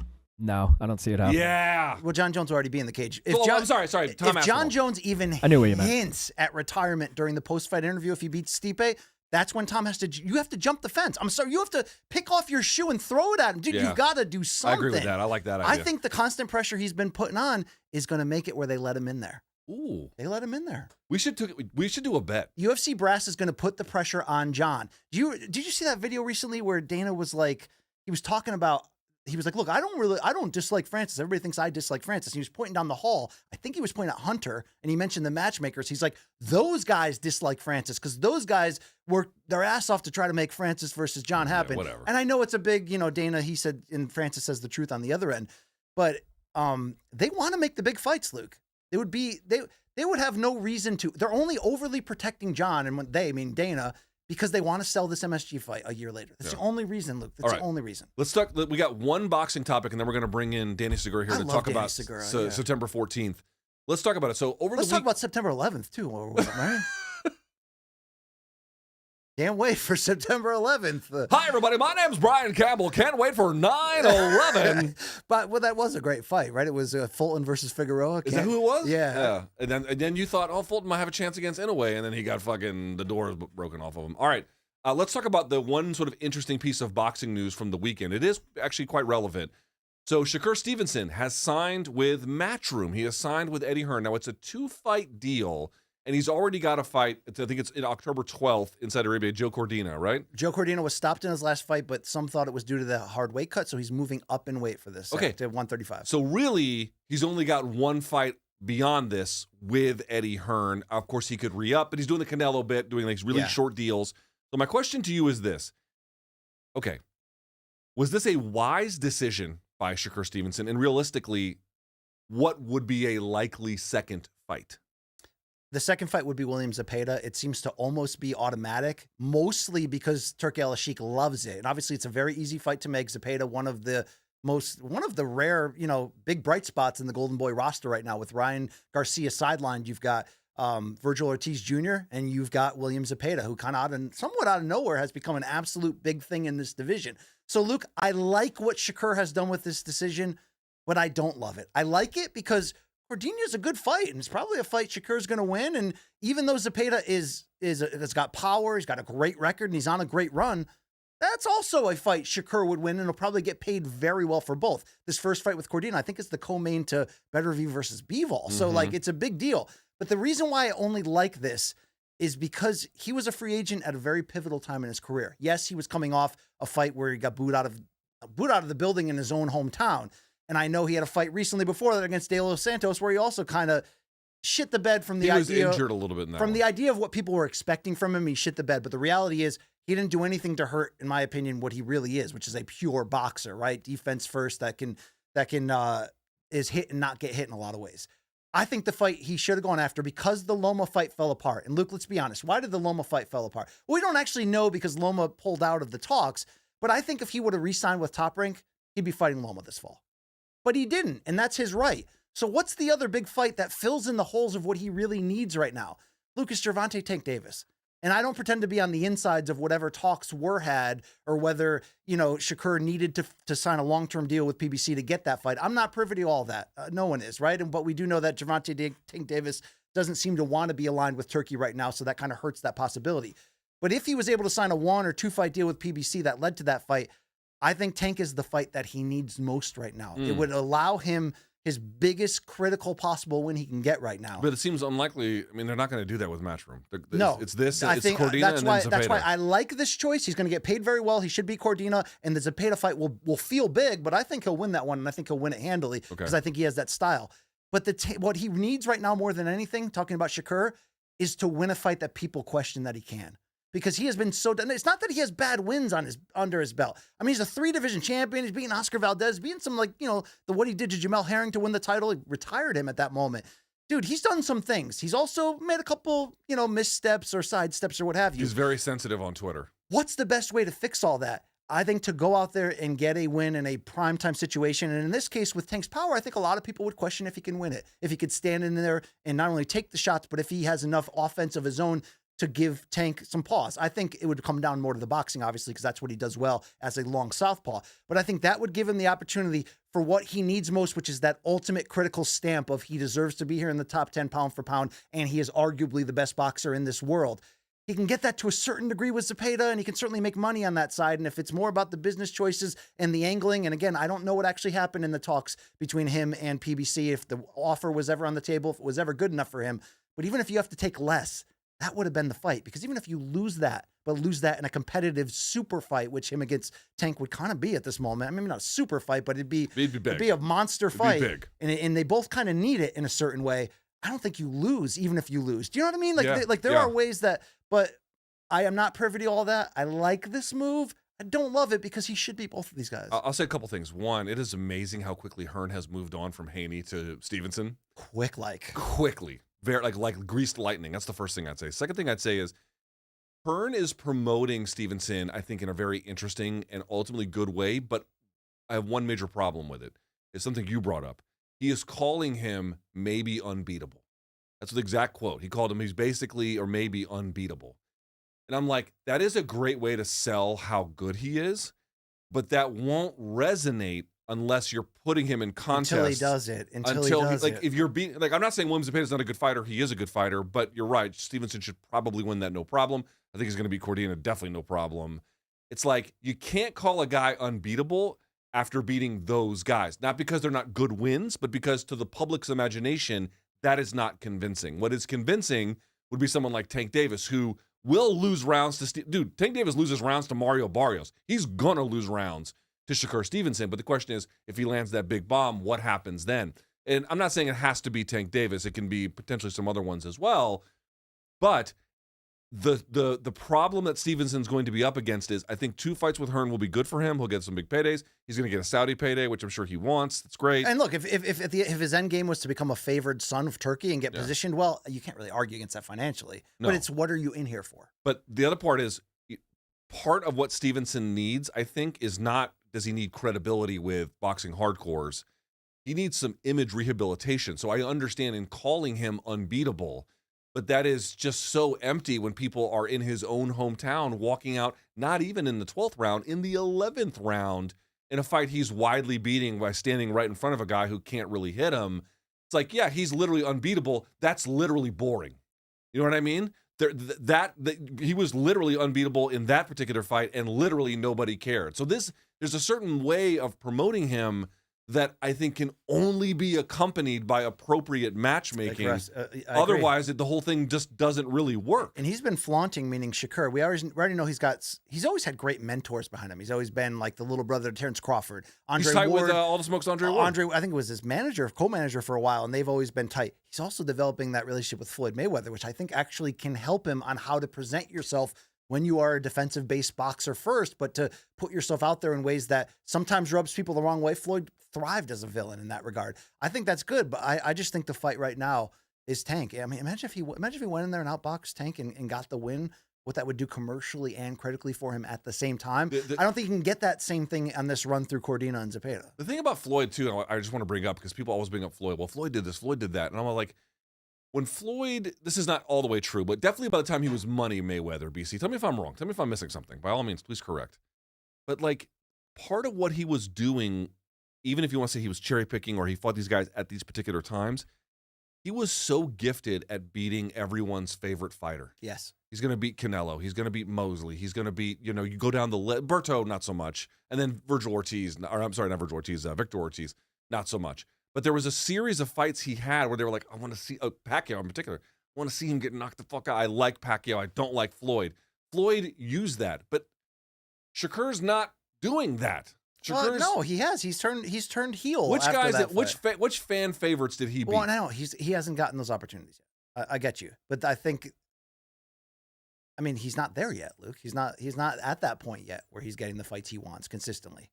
So, okay, but if you're signing with Eddie, then you're electing a certain level of I can't get these fights. Well, I mean, look, the Zepeda fight is a big fight. Yeah, that's fine. I just think he's ready now. Fight, yeah. He's at the point now where how did Mayweather ultimately go from being pretty boy to Money May and calling those shots?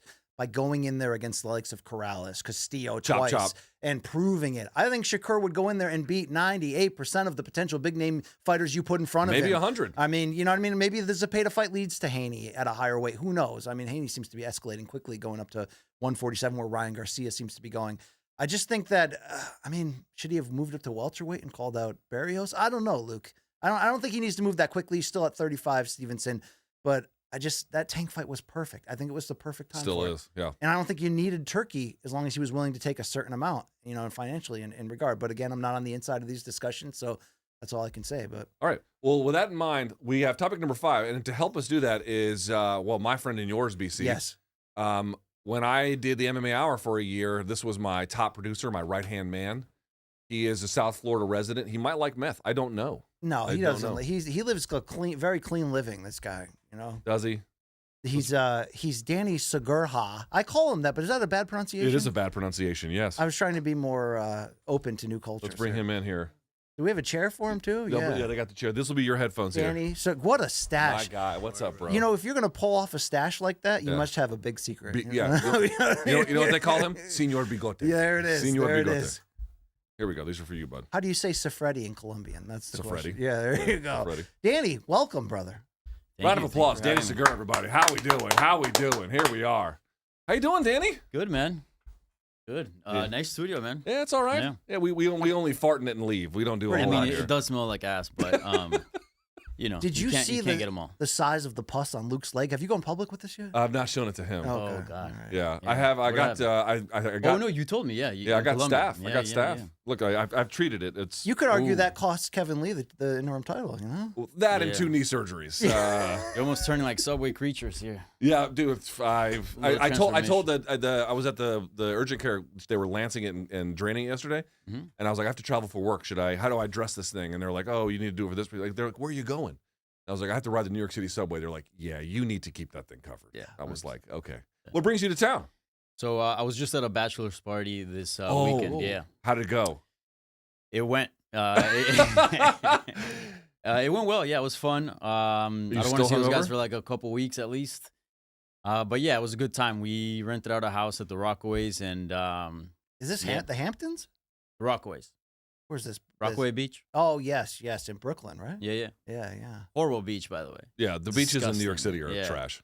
Yeah, there was like bags floating. I think I saw a condom at some point floating around. Did It you- was tied though. Did you run? You should have been in Colombia with Craig Jones, Luke Rockhold, and a bunch of women Yeah. of the night. Yeah.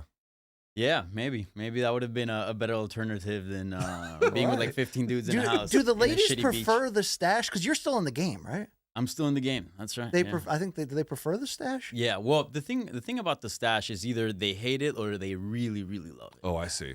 So Is there a type that hates it?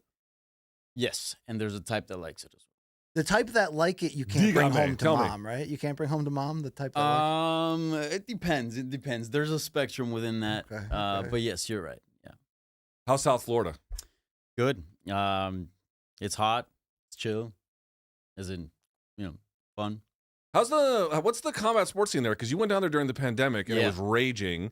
I feel like there's still stuff going on, but I don't know if it's quite the same. No, it changed a lot. I mean, once other states were letting combat sports events go down, like It chilled out? Yeah, it chilled out because it was Texas and Florida. Remember where Right. you can only have basically combat sports events because they don't care about COVID. well, it was over also there, but- Tai Chi Palace, but they never got paid back. No, they never Yo, got they paid never back. went They there. never, They had a never got single paid event. back. Yeah. He's like, they're going to get a huge card for being willing to do Also, that. I feel like North Florida's getting some stuff too. Like, for example, they did the Jake Paul and the Mike Perry fight in Tampa? Tampa, yeah. Is that That's North- still central. That's That's still Central Florida, yeah. Yeah. When I say north, I mean just north of South Right, Florida. yeah.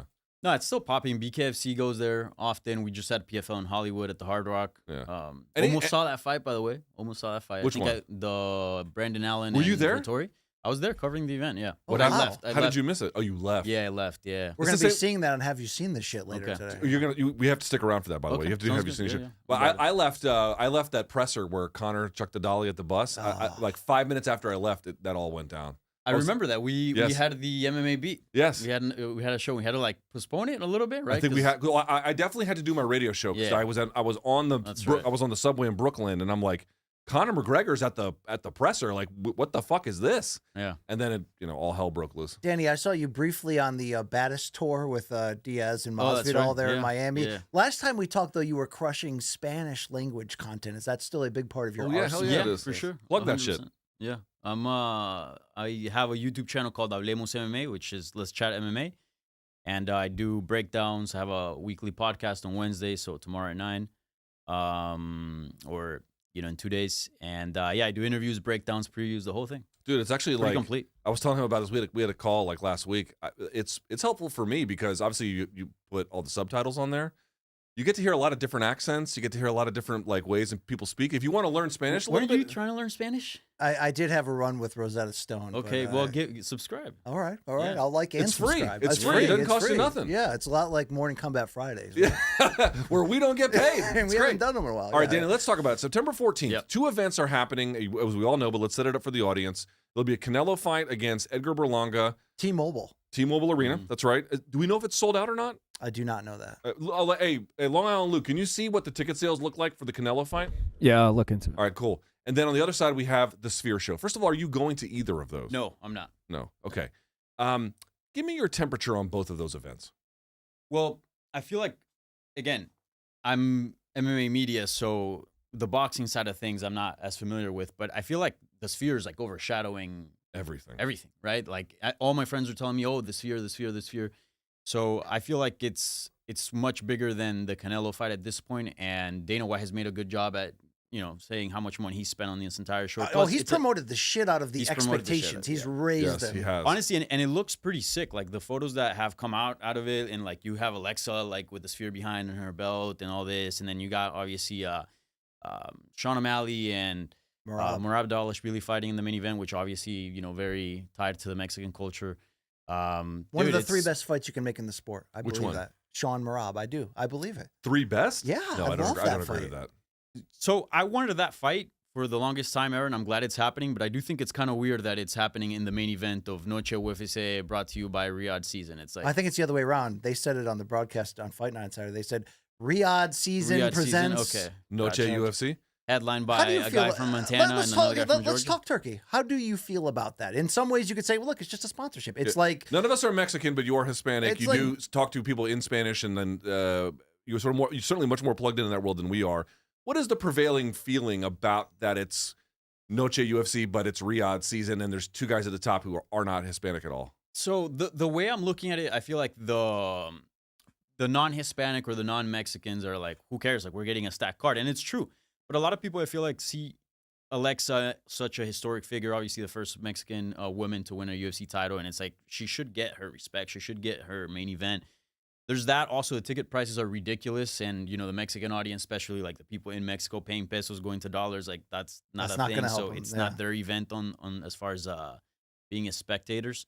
But they did a fantastic job stacking it really with the future of Mexico. If you look at those prelims, you have the future of Mexico right there. I'm gonna pull Exactly. I'm gonna pull the card. up There's here. a lot more than that, though. Long Island Luke tells me that ticket sales for the Canelo fight are not great. Is that right? Yeah, I'm seeing plenty left in like every section. In every section? Yeah, most of them. 90% of the sections I'm seeing seats available. Which fight do you think will have more Mexican fight fans traveling? Ooh, from Mexico? Or even Mexican Americans from like LA or something like that? you already said it with the price gap, dude. They- Yeah. Probably, yeah, I guess you're going to be priced out by the Sphere. You're going to be Who's priced out not by the gonna be Sphere. priced out And for also, the Sphere? Canelo's Canelo, dude. Like, it's almost a tradition at this point that Sure. you go watch his fights. It doesn't matter who he's fighting. So. But I don't say that negatively because I do like the element that for the Sphere that they're promoting it as one of one. That this is potentially the most unique experience ever. Let's start off. Have you been to the Sphere? they're going to do it again. The They BMF belt probably was will. one of one. I mean, just so. like Dead and Company will probably Yes. find another way to tour because there's so much money to be made. We have been in the Sphere one time for the Dead and Company concert. Not sober. Have you ever been I in mean- there for No, I any? haven't. Because they have that No, Daily yeah. Nature movie. There's a couple things you can. There's a U2 movie that they're going to start playing in there. Yeah. What are your expectations? I mean, we can speak to it because we have been in there and seen the screen. But whether you're watching at home or you're covering it in the arena or you buy a ticket, like what is possible? What they can do? I mean, it's still we're there for the fight. The Right. fighters are going to look this big depending on where you stand, but they're probably going to be 600 feet tall in front of you. What's that going to be like to watch a fight? I feel like it's gonna be sick, and I'm looking forward to it because the UFC for the longest time didn't embrace a show, right? It's always very standard. Every arena across the world looks the same. This is gonna look vastly different, and I feel like I was at the first Noche UFC last year, and it looked different. It felt like a different product, right? Like the graphics were Where was different, the that? music. That was in Vegas. That was Vegas. at the T-Mobile. Okay. So What was the main and co-main in that? That was Grasso Shevchenko. Grasso Shevchenko. It was a fight night though, not paper. Ah, That's right. It was on free TV, Yeah. if memory serves. Yes. So they did a great job with it. I kind of entered. I was a little hesitant about the event, but I thought it came out great. They brought in Brandon in the English broadcasting team because he's on the Spanish side. Yes, that's right. They brought him in as a guest for a few fights, and I thought it was a home run. So I'm really excited about this one. I believe Dana White when he says he's really into the Mexican culture and really wants to make this special. So I think it's gonna be something sick. I think it's gonna be dope. You know what's interesting for me is like if you go to a Canelo fight, we've been to a few of them now. When you're there, it's a king amongst his people. Mm-hmm. Whereas with this card at the Sphere, it remains to be seen who will actually be there. I don't know.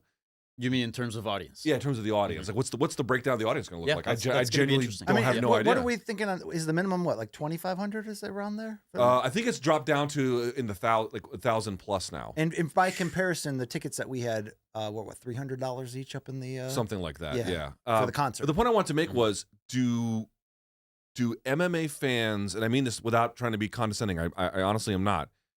Do newer MMA fans even understand why we're celebrating Mexican fight culture? Like boxing fans know, Yeah. Mexican nationals know, do newer MMA fans understand the relevancy of that? I don't know. And I'm not even like being pejorative about it. Like, have we made that clear to them? Do they understand the purpose of it? I feel like a lot of those fans are not even boxing fans. If you tune in, or at least you were in touch a little bit with the boxing world, you get it. Because you obviously see all the big fights surrounding those 2 dates, Cinco de Mayo and September for Independence Day. But yeah, I don't know. I don't know if the new fans do. I feel like it's going to be probably a surprise to them once the broadcast rolls through, and they're going to be like, "Oh, it's Mexican Independence Day weekend." So, and I think that yes, UFC is going to hammer home the history of Mexican fighting, and I'm sure they're in that. I mean, when certain Dead songs came on, when we were there for that concert, it would just, I mean, everything would change. The whole feel. Suddenly you're in a rainforest or you're at the pyramids in Egypt. I mean, it's so disorienting, but it's so overwhelming, and you don't need drugs there to experience that. I'm very intrigued on drugs made it. The drugs made certain part of it like scary for me, if I could be honest with you. I like, wish you went the full the journey. disorientation. What's the full I wish journey? you were willing to talk to aliens that There night. was. I do. I took drugs that you could buy on the Vegas Strip quite legally. Okay. There were other drugs available. Mhm. I didn't take those. Okay. Someone else in this room may or may not May or have. may not have. Yeah. Okay. Gotcha. I wonder who. How was that? How was the full journey experience? I can't even put into words. Religious. Religious. It was the best concert by 10,000 miles. Obviously, Are you going to be covering Noche UFC? No, and you're gonna be I under drugs? believe I'm going to be covering Canelo Canelo fight? that night. Okay. Yeah, I'll be doing some work for PBC that week, so I believe I'll gotcha. be covering the Canelo fight. I'm actually more intrigued to see what it's like on TV. How they are able to take something that is so immersive for in arena Right. and make it memorable on the TV. I do think it's the future. I don't know if you're seen popping up. I don't know if they're in California. These new bars that are popping up Yes, that have yeah, these. yeah. They look sick. Cosm. The- They these call it- the one in theaters- LA is called Cosm. COSM. That Cosm. is the future of watching combat sports times 1 It million. looks incredible. Not just combat sports, any sport, because the Yeah. cameras are going to make you feel like you are in the cage or on the football field. The Sphere takes that to another level. but what is it But going it's to a user experience, right? right? Like so what is it going to look designed like for you on to be in TV? there, right? How are they going to That's be a able good to question. hit those notes? I'm Yeah. not sure. I have a feeling about this card. I want to talk about some of the individual pieces because now that I'm looking at it, you're right. There's a ton of Mexican nationals on here, or just Mexican fighters. I have a feeling, BC. Tell me if you think I'm off on this one. There was a lot of consternation, less so about hey, we don't have 2 Mexicans at the top of the card, Mhm. but more about like hey, this card is kind of so-so. And my thought is, okay, against like UFC 298 or 299, 300 was obviously a little special, but 298, 299, is it on par with that? No. And I have no clue how they're going to show this either in the arena or on to the audience without making everyone seasick. I have no idea how they're going to do it. That's a good question. Yeah. But my thought is this, BC, I didn't know what to expect from Dead and Company. And honestly, if you had to pick music that I like the least, it'd probably be that genre. Yeah, but you left too early before they started No, ripping but into you jams. gotta hear what I have to say. You You have to hear dipped early on BC? You 3.5 left? songs. Damn. I wasn't mad at him because he got a taste. I was there an hour. And you had enough. I had enough. But hear my point. You were not there an hour. I was there an hour. Yes, I was. Inside the place? Inside the place. Yes, we were there. I was there an hour. My understanding of time that day was a little Yeah, you were a little. You were a little It's bit a little loopy. warped. But I wanted to make this point to you, BC, to see if you agree. If they pull off what I think could be done in this venue, I think some of the criticisms about the card are going to completely evaporate. I don't think the criticisms are that serious. What I mean is like if you want to play the criticism of why is it Riyadh season, does that matter? That's one thing. If you want to play the why is it Riyadh season with the Mexican show, I mean, like I get it, but I think at the end of the day we want to be entertained. The fights are good. I don't think we're going to be looking at this. I know their intention is to constantly celebrate and win over the Mexican audience, an audience that they've wanted since the early Kane Rise days, and they haven't really not been able to cross over. I think now with Grasso, with Moreno, with Rosas, with the you went to the Lobo gym, right? I mean, That's with the whole fabric is changing slowly, but in that country where MMA. By the way, just a quick parenthesis. I saw the Mario Barrios fight and Tank Davis with Alexa Grasso's coach. It was that's awesome. It was eye opening. You were in Mexico for that? Yeah. That was what 2022. Something like that. That was a good yes. fight too. I don't think that's going to be what we're talking about afterwards because the Sphere is so much more than Mexican Independence Day or Riyadh season. I mean, is Turkey? Do you think Turkey's footing a good amount of the bill of this through the sponsorship? Yeah, 100%. It's I think it's only going to be. be about how good are the fights, and I really like the card. I do. I really like the card, and I think it's going to be how do you present that on TV in a way. I mean, are you just going to do close cameras? Is it going to be shot how a typical one is shot? and then we'll just see a couple of far away shots? How are you going to be able I to don't know. bring in those elements? Dude, but this is my point. I didn't like the Dead and Company music. It's not for me. Right. And I left that venue being like, that show was so incredible. And I'm being dead serious when I say this. If you go to Vegas, it does not matter who is playing. Yes. Go. Yes. Go to the Sphere. That is how, dude, look at, just show them the wallpaper on your phone. This is literally from the show we went to. That's sick. Yeah. And you could watch the colors of the paint in the water, Right. kind of like, circulate through the thing. It was fucking mind blowing. So people are like, this car's not that great. I'm like, I don't know how they're going to present it. It may not fucking matter at all by the time it's over. Yeah. Yeah, you can put an Apex card there. You can put a Contender Series. I'm sure it's still going to be like a banger. I'm sure it's still going to be a sick experience for the person in the arena. I do wonder how they're going to do it as far as like, the shot, right? As far as like how to get the whole thing. So that's going to be very interesting. But the card itself, I think the card is pretty good. So maybe I'm a little biased. Let's go through it here. I want to start at the bottom and then we go to the top here. You're right. There's a ton of great fights on here. Opening up the card. I never know whether to pronounce things like a gringo or not, but it's Raul Rosas Jr. taking on, I cannot pronounce this, the Chinese guy's names. Our King Lang, Attiliang, I think it's something like that. Caceres. How do you pronounce it? It's Cáceres. Cáceres. Yeah, but how did he pronounce well, it? It depends. When Gareth A. Davis interviewed him in Spanish, how did he pronounce it? My wife heard, he said Caceres, okay? I understand that. It depends okay. on the person. If he says he prefers it, I will do it that way. He pronounced it that way in the microphone. He's a Hispanic guy from South Florida. My wife heard me say Caceres. This is a true story. He knows my wife. She heard me say it. She stopped in her fucking footsteps and goes, Caceres? No, Cáceres is what exactly. And but he does not show that respect to white people. He does not. He'll be like, Nate Manes, whatever. Let's just go on. I do. And then you see him tripping around the Adesanya. Yeah. What's that game called? What that game called where you dissect and then it vibrates? Operation. Yes. Watching Luke try to say it, is it, I know. croissant? After 7 years of covering his career, I know how to pronounce his name less than ever. It's Adesanya. Just say one and move on. Okay, yeah, just say one. Okay, opening about Raul Rosas Jr. and about he should widely win. Mm-hmm. He has become, this whole Chiwi-Wees thing has been a huge hit. I love it. Yeah, it's sick. He's also like, if you thought Sean O'Malley was like reaching into this new audience and sort of the future, right? Social media, etc. He's that times like 1,000. He gets it. I mean, he is Gen Z, right? Like he's part of that. So the whole Chiwi-Wees thing is great. I absolutely love it. And this is appropriate matchmaking for him. Sick. This is appropriate matchmaking for him. Yes. They kind of pushed him a little bit too quick, and now they're dialing it back. This one I like, and all I want from him is just to see steady application of his game. All right, next bout on the card, a 155 contest. Manuel Torres taking on Ignacio Bahamondes. Yo, that's fight of the night right there. Yeah, let the rhythm take you over on that. That's one. fight of the night. Two killers. Let's bailamos. Yeah, indeed. Yeah. Two killers, both strikers. Manuel Loco Torres, he's nasty. Remember, he got that elbow over Mato, right? Yeah, I don't know. I'm sort of a white belt casual sometimes. Bahamondes takes a lot of damage on the way, but he brings it as well.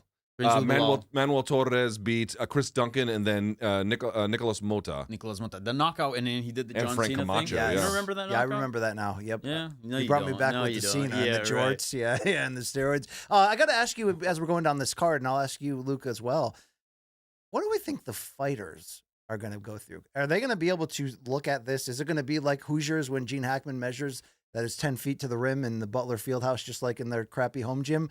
It's still the cage at the same dimensions. Right.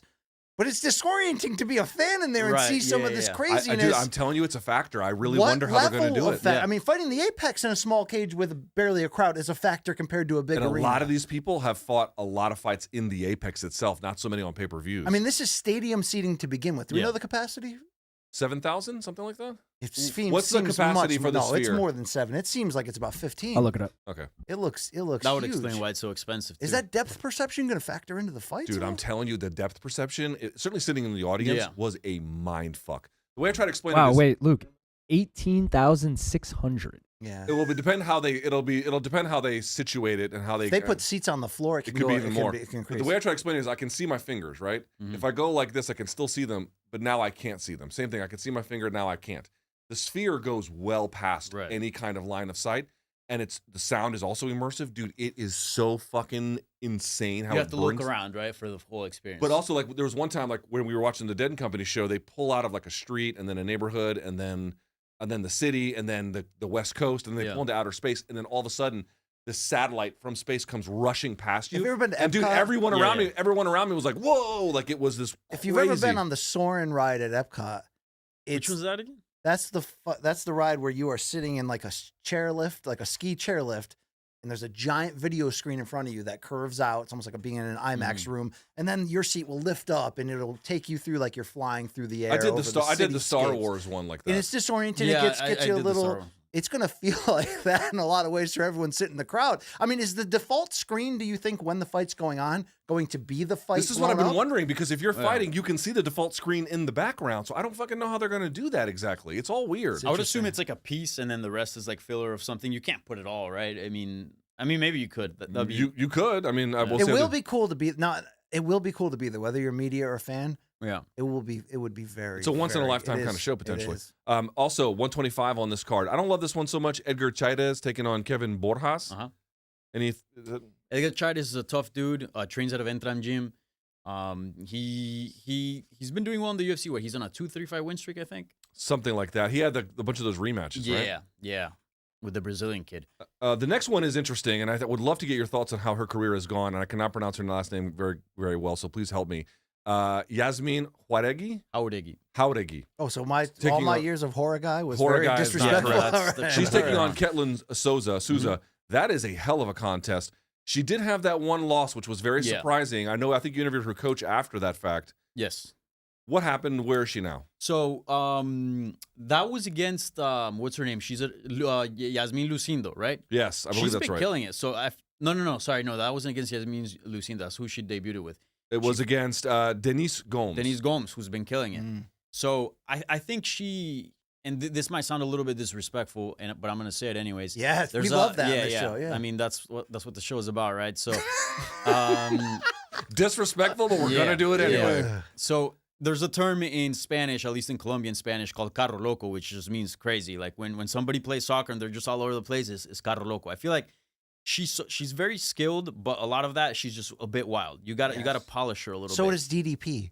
Yeah, but it's working out for him. But yeah, so she's great. She's still young. She's like what, 24? 25, yeah. 25. And she rebounded against Sam Hughes, a name that people don't know, but is actually a good fighter. Yeah. So she did have a nice rebound. But he was killing me when she lost, because I was like, oh, she's great. And then he's like, what the fuck do you know? Yeah, same thing. I was hyping her up on Twitter, and then Yeah. next thing you know, she gets got whooped. knocked out. You know, in we like all 5 seconds. we all wish we could have moments like predicting Ngannou would wrestle Gon, or predicting. Dude, you know, literally just walk Woodley into would finish you Till. walk into a room.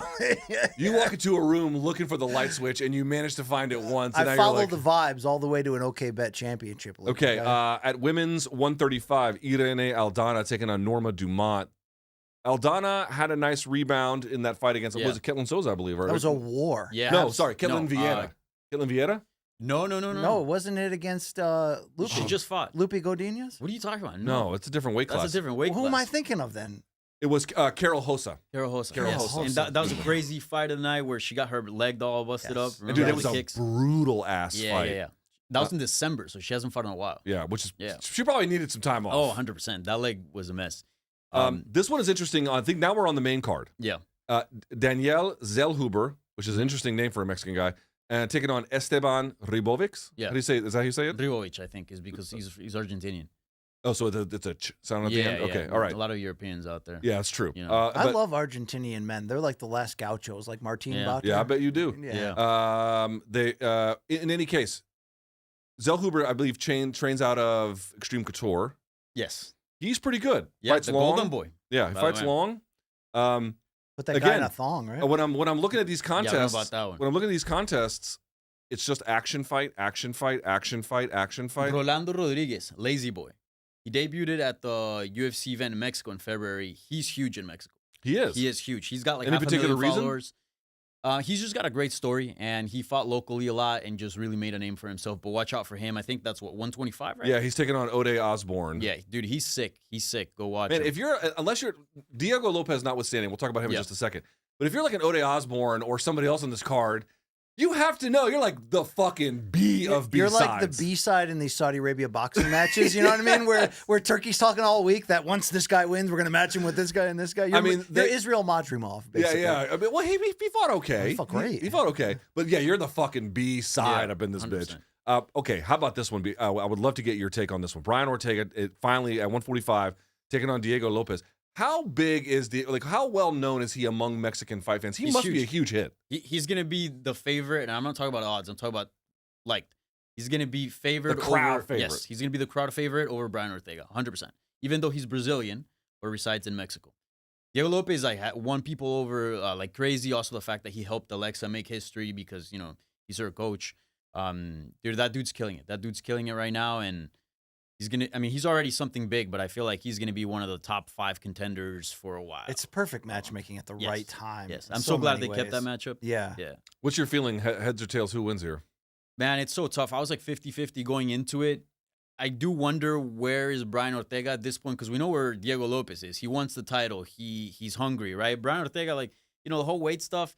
Dude, he has one more big win. I know we said this about we had him on the show. Wrong. He was all fucked up. Dude, he's got one more big win in him. You know it. Yeah, I don't know if it's this one or not, but I agree. I didn't like the fact that pre-fight he was talking 155, and I know that fight was on short notice, but still, the fact that he's just seeing himself at 155, it kind of reminds me of like AJ McKee at 145, always talking about 155, and just seems like he was on his way out. So I don't know. I'm gonna go with Diego Lopez, but shit, I mean, you put those guys in a fight, bro. It can go. It can go. I didn't know if you had a strong feeling one way or the other. No, there's no way. Then you mentioned Ronaldo Rodriguez. Yeah, that's hard to say. As Lazy Boy, but dude, he's a killer. Lazy Boy. Okay, then you have your co-main, Alexa Grasso taking on Valentina Shevchenko. This is now their third meeting. Mm-hmm. How did you score their second fight? Do you remember? For Grasso, you had it. Yeah, I think I don't remember exactly the score. It might have been 3-2. Okay. And to rehash our memories, one judge scoring that 10-8 in round 5. So robbed Shevchenko of regaining the draw or regaining the championship. Let me go back here and regaining look. The championship. I believe it was regaining the championship. Sorry, you're right, because it ended up being a draw as a consequence. Right. Yes. Now the only thing is that was BS. There's no way that BS. And I talked to her coach, and they're like, yeah, that round shouldn't have been a 10-8. She's another year older, but Shevchenko, one of the greatest fighters in the history of the sport. Yeah. If she did what is hard to do when you're in your mid to late 30s, what's hard to do for any champion to regain the belt. I think of what Davison Figueiredo did against Brandon Moreno, which people don't talk about enough at 34 to come back and win that back after being stopped. If she comes back and wins this, and she kind of already did but got robbed on the cards, how much would that escalate her legacy in our eyes here? I always wonder if there's somebody that can surpass Amanda Nunes. If there's somebody that can, it's maybe her, right? Like, I don't know. Well, maybe too late Cyborg, without going right? through Amanda. She may get a chance eventually if Amanda comes back and fights a lot. That's right. But even looking at they fought twice, right? Mm-hmm. Both of their fights, I mean, they were pretty damn close.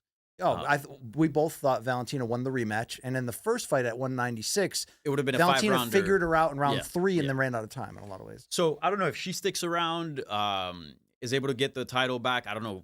135 looks fairly weak right now. I don't know. Maybe go up and do something there. I know she doesn't have the time, but technically it's still a possibility. So we'll see. She's definitely one of the greatest of all time, greatest flyweight of all time. How celebrated a figure, like we're ranking like who's most popular among Mexican fight fans, where does Grasso rank? She's pretty big. She's huge. Obviously, that winning the belt helped her a lot, but she's been big for a while just because like women's MMA in Mexico wasn't really a thing, and her and Irene together, just getting to Invicta, like all this, they've been pioneers on that end. So, she's massive. Doesn't Grasso feel like the perfect Mexican star at the right time because she 100%. embodies so much of the Mexican fighting spirit, a true professional, constantly evolving her game, does not crumble under pressure, but rises to the occasion. Also, like born, raised, trained in Mexico, didn't I'm not judging anyone who does leave, but she didn't. Yeah. And I think that my hunch is that probably plays a role as well. That's huge, yeah. Also out of Guadalajara, probably the most Mexican state. That's where tequila comes from, mariachi. So is that right? And tortas ahogadas. Yeah, there it is. I've never been. I don't think I've ever been to Mexico outside of an airport. I really. Dude, Mexico's so safe. Dude, I love Mexico. I know. I know. What, you've been to what? Cozumel or Cancun or some shit? I've been to. That's not Mexico. I've been to Nogales. I spent a day there. I've been to Cancun, Tulum. Tulum's cool, from what I hear, anyway. I got big plans for Mexico City. What, did you go to a rave in Tulum or something? No, a rave. What am I, Shaquille Majori right now? I mean, that's what Tulum is known for. No, my honeymoon. They got nice beaches. I honeymooned in Tulum. Yeah, they got nice beaches. I've had 2 cruises where I got off at Cozumel. Mm-hmm. Yeah, you just said Cozumel. Yeah. I went to Playa. Playa did something. I went to what's it called? Carmen? There's a amusement park that is based a lot on the natural resources there. It's the one where That you sounds good swim for in the the environment. cave. It's called Ish Karet. You swim in the caves in the Cenotes. yeah, the cenote. Thank you. Yeah. Yeah. I want to go to Mexico City. Mexico City. So I was at a wedding on vacation, Yeah. and I met a guy from Mexico City, and he was telling me about. I Dude, gotta so- go. I yeah. gotta go. That's where my trainer's moving, Luke. Is that right? Yeah, my guy Darren Robinson. He's just on the run from the law. No, basically said that it's He's like in Thailand now. It's like being Okay, in nice. Europe. There, the culture is just over. Have you? Yeah. So tell me about this Lobo gym. Yeah, what do you want to know about it? I mean, what was your feel? You've been in a lot of gyms. You've done a Sure. lot of reporting. Is before. it what part of town is it in? Like set the scene here a it's little on bit. the outskirts of like the city of Guadalajara. So like it's not downtown or anything like that. And it's a tiny gym.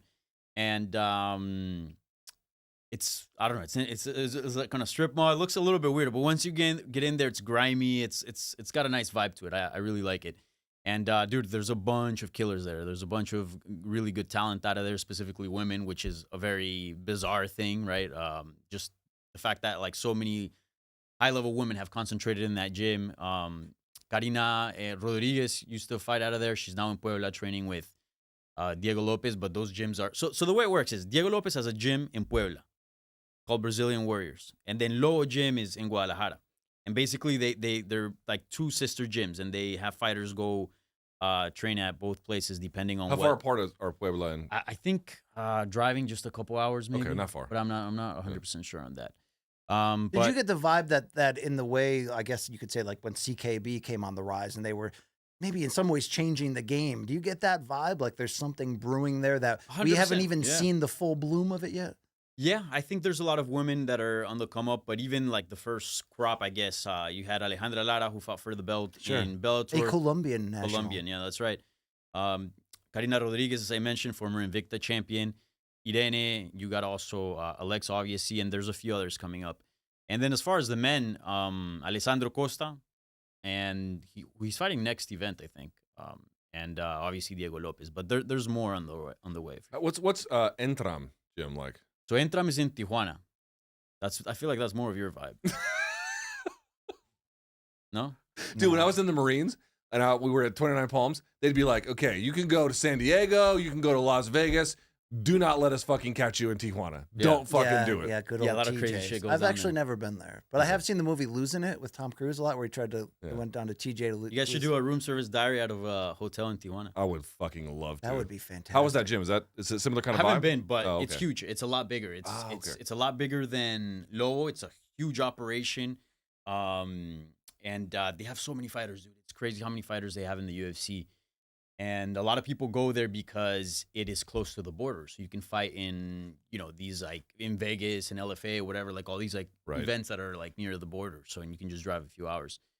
Even like, for example, Dani Bares, who's from Spain, goes all the way to Spain to train at Entram just because he wanted to get his career going, a contender call, whatever. An Apex show like late minute notice, you're right there. So that gym's pretty solid. Obviously, Brandon Moreno most famously came out of that gym and became champion, but they got a lot of talent. Let's talk about the main event, which now has neither Mexicans nor Hispanic people whatsoever, but it does have a It's very. got Hermano Merab. He's growing into the Mexican That's right. Fair community. enough. Hermano Merab. He's Yeah, yeah. honorary, perhaps, but it has shown him You know out. how that started, right? Actually, don't.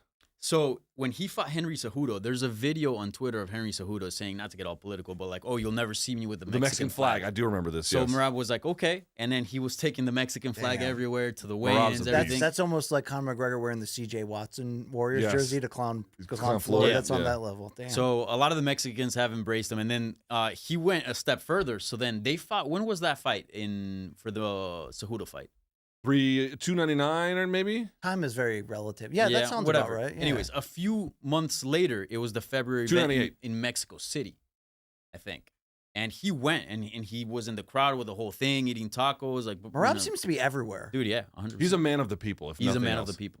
You'll see him and Have You Seen This shit? Okay, let's talk about that fight for just a second. Sure. Here's my thought on this: you think it's one of the top fights you can make in UFC? Without a question. So I think it's a very deserving. Like Merab deserves this, no question about it. And what I would say, Danny, is relative to Canelo Berlanga, this is a champion fighting a real number one contender. He's not even that. He's fighting, in my opinion, an uncrowned champ. Sometimes you can get to that level, Tony Ferguson, Max, before he beat Aldo, where you're like the uncrowned champion. I feel like Merab has shown me Now, I know Umar is making this conversation difficult because now he is suddenly becoming that guy. Sure. But when you get champion against sort of, it's unbeaten, right? We haven't seen Merab. He has a loss in grappling, and he's got a loss. Ricky Simone. Ricky Simone back, Simone, which by the way was the weird war of attrition, and he kind of like passed out at the end. Allegedly. Okay, but Sean O'Malley has been upset with the promotion of this fight because he has said explicitly, "Hey, everyone's talking about the Sphere. Everyone's talking about the Sphere. Well, why aren't you talking about Merab and right. Sean?" He's right. He is right, but at the same time, it's like it is so much more relevant a fight than Canelo Berlanga. I don't know. I kind of feel everyone's got a bit of a point. Okay, here. well, I want to ask you this: what fight could or should have replaced it? Where you put Sean versus Merab in Vegas at another big time pay per view? I mean, what would have been the proper main event on the men's Here's my side thought. to pair Dude, with it? if Saudi Arabia is footing the bill, why couldn't it have been Grasso and Shevchenko? That's what I'm saying. I've been going on a rant about that. The rematch was a thriller. Look, if the Sphere is overshadowing whatever fight you want to overshadow, and in this O'Malley fight with Merab is big because Sean O'Malley's a star. If you want to go that route and just put Grasso in there, like I think people are still gonna watch just because of the novelty of the Sphere, right? Like people are just gonna be like, what does that look like, regardless of who's fighting? And again, if Saudi Arabia's got the bill, so the UK fans are like, hey, how come our shows are at like 6 a.m. and then the ones in Abu Dhabi are local time? It's because the Emirates are paying for that. Yeah. Saudi Arabia pays extra to get that so that whatever trade-off the UFC has to make on pay-per-view, they make up just because it's got guaranteed money.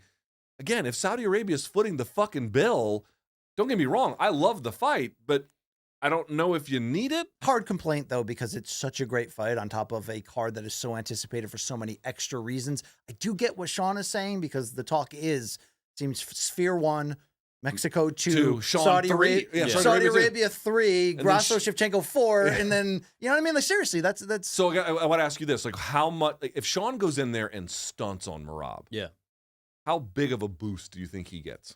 it's gonna be huge because all the eyes are gonna be on. All my friends are like, "Yo, the Sphere, like, when's that event?" Like, even Sean might have a problem with the promotion, but like once the event comes through, once fight week comes through, I feel like that's gonna change. I feel like maybe right now it doesn't feel as big, but especially once we get the fight rolling, and once we get a result, the winner of that is gonna be put in a huge platform. Can you imagine winning the main event in the Sphere and celebrating, putting your hands up, getting on the cage? It's gonna be epic. And then you are 700 feet in the It's air, gonna be blown epic. up on a giant screen. I mean, there are O'Malley like creating like epic moments. The basketball thing. Like there, he's got a chance to do something. Get that photo that's gonna stand the test of time. All right, let me ask you this about the Sphere related to what we're talking about here. We do feel like we have a system, although not called that, of majors in the UFC, right? MSG, International Fight Week in July, December in Vegas, and then I think for the 4th it can either be, they usually do a really big one in April, right? I mean, we haven't really established a 4th. Miami has got some big shows. But you get the recently. point here. Could the Sphere become an annual? No. If those No. majors are the Super Bowl, could this be like the Olympic or the World Cup of MMA? Where What do you think, Danny? I don't agree, but No, I mean, this just happens to land on a pay-per-view because it's technically 306, right? But I think moving forward, it's probably going to be fight nights. dude, also like fight nights in the Sphere? Not in No, the no. Sphere. Just Noche UFC. I don't think it's going to be a yearly Sphere thing. They dude, could. the amount of fucking graphics you have to get right to do Okay, a you're right, Sphere show. But if Turkey's around, that Also- adds it. And then the other thing is, a big part about the Sphere, and we teased on it by comparing the Canelo fight to this, but a big part of we can play all we want that this is about UFC making Mexico an MMA country first. And that'll continue to take more time, but they're making inroads. It's also to go up against the old guard of these two Mexican holidays in Vegas, which is the UFC's backyard, and saying, okay, Canelo, it just so happens that Canelo has an opponent that we don't deem on the same level as the other ones. But it's their way of saying, all right, let's actually go head to fucking head. Same city, both on pay-per-view. Let's do it. They softly did it last year with it being a fight night card. You remind me of that. Why wouldn't this A, become the 4th major? But B, you could escalate that even more by saying every year it'll be at the Sphere and it's Mexico Independence Day. And the other fighters, if the Sphere comes off well, will probably be fighting to want to be on that. Because if you're a fan, think about it when Floyd and Manny weren't fighting each other. Fans were boxing. There were hardcore boxing fans, but then there was a whole group of super casuals that only watched when Manny and Floyd fought in the hopes that they'd fight together. And then when they did fight, they still would watch for that Floyd, what if we get to that point where you're like, okay, the only MMA one I watch is that Sphere card every year because it's fucking badass. Why wouldn't you do that? Is the price the turnoff? I feel like this fear is it seems like a headache, right? It seems like a lot goes into it. And I feel like that's something that you can move around for like a special fight. I feel like they just happen to get that date and maybe they want the T-Mobile. I don't know who got the T-Mobile first. I don't know if it was Dana claims that Al Heyman jumped and blocked him, knowing that they were doing that. That he they went jumped this in. fear because they couldn't get T-Mobile. You could argue that. Maybe. I think they also want it to be like the first Okay, show. So I I feel know- like Right, it's like a because perfect Eddie storm Hearn had here. talked about wanting to do and a I know there was an NHL draft there, but I mean like a real. Eddie Hearn wanted to do Katie Taylor Serrano 2 there, and that's when would be Dana. That sick. was one of the reasons that Dana jumped in, I believe. I think that. Do I think this is the first and last Sphere show? No, but a regular thing. Yeah. Well, we don't know if it's going to work yet. That's a big part of That's it. the other part too. Like, how's it going to look on TV? How's it going Right. to look in person? Also, I don't think it's tied to a specific date. I feel like if they'll do it every now and then, it's not going to be, we can only do it in September. And also, they're going to have residencies there, which you can get around, but that is going to be somewhat of a limiting factor as well, because you don't have residencies at MSG, for example.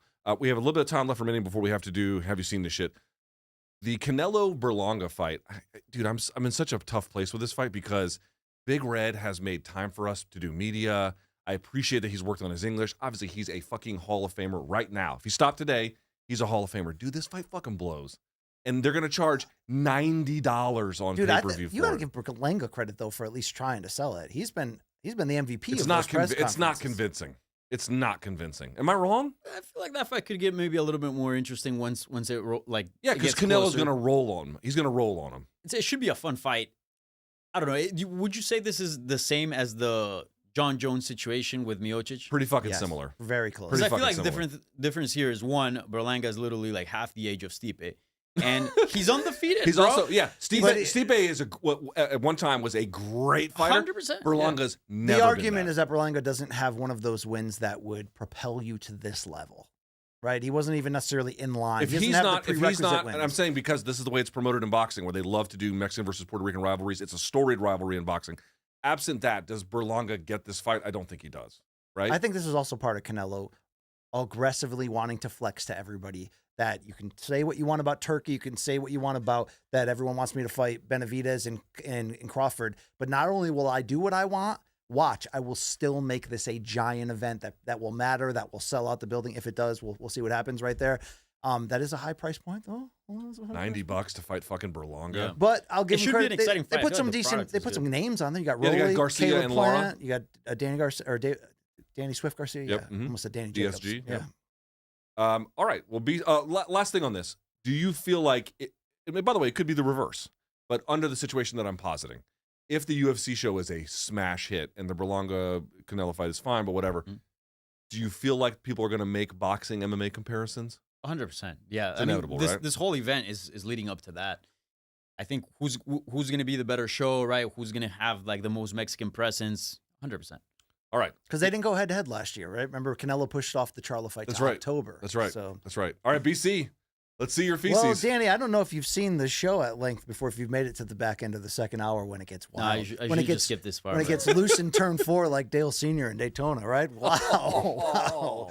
I get a lot of letters about that joke. I got to Dude, pull people that back. get bitter about Um, Dale Sr. Danny, we're so happy to have you here for this weekly ritual we do that hasn't happened in a while, where I scour the internet, scour the globe for the good, the bad, the ugly, the high lows, and in between in the worlds of combat sports and beyond. This is BC's Feces. It's Have You Seen This Shit?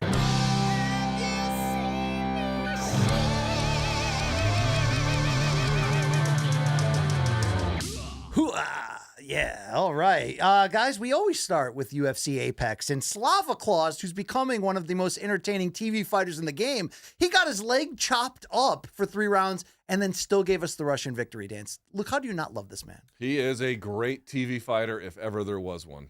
I mean, come on.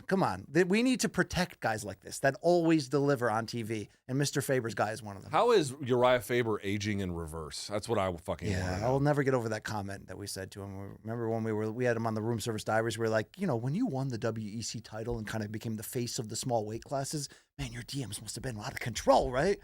And he no-sold us like. He's like, that didn't change much. They were He's like- already pretty great. He's like, yeah, I've never really had a problem in that area. California kid. You old Yeah. washed white dads. All right, let's keep it going. Welterweight Michael Morales, Luke mentioned it early in the show, improved to 17-0. Look at that. After dropping Neil Magny with that spinning back elbow and then putting him away on the ground. Hold that. Ecuador, the fight game. We have Chito Vera. Now we got So Michael Morales. We right? talked about Intram. he went from Ecuador to Entram. He trains out of Tijuana. Oh, How, know, is that, his how long has he been coach- doing that? Before pre-UFC. Okay. So he went to him and another Ecuadorian who's now in one championship. They were like big fans of Chito Vera, saw his rise. They moved from Ecuador to Tijuana. They just literally showed up to the gym, be like, can we train here? Yes.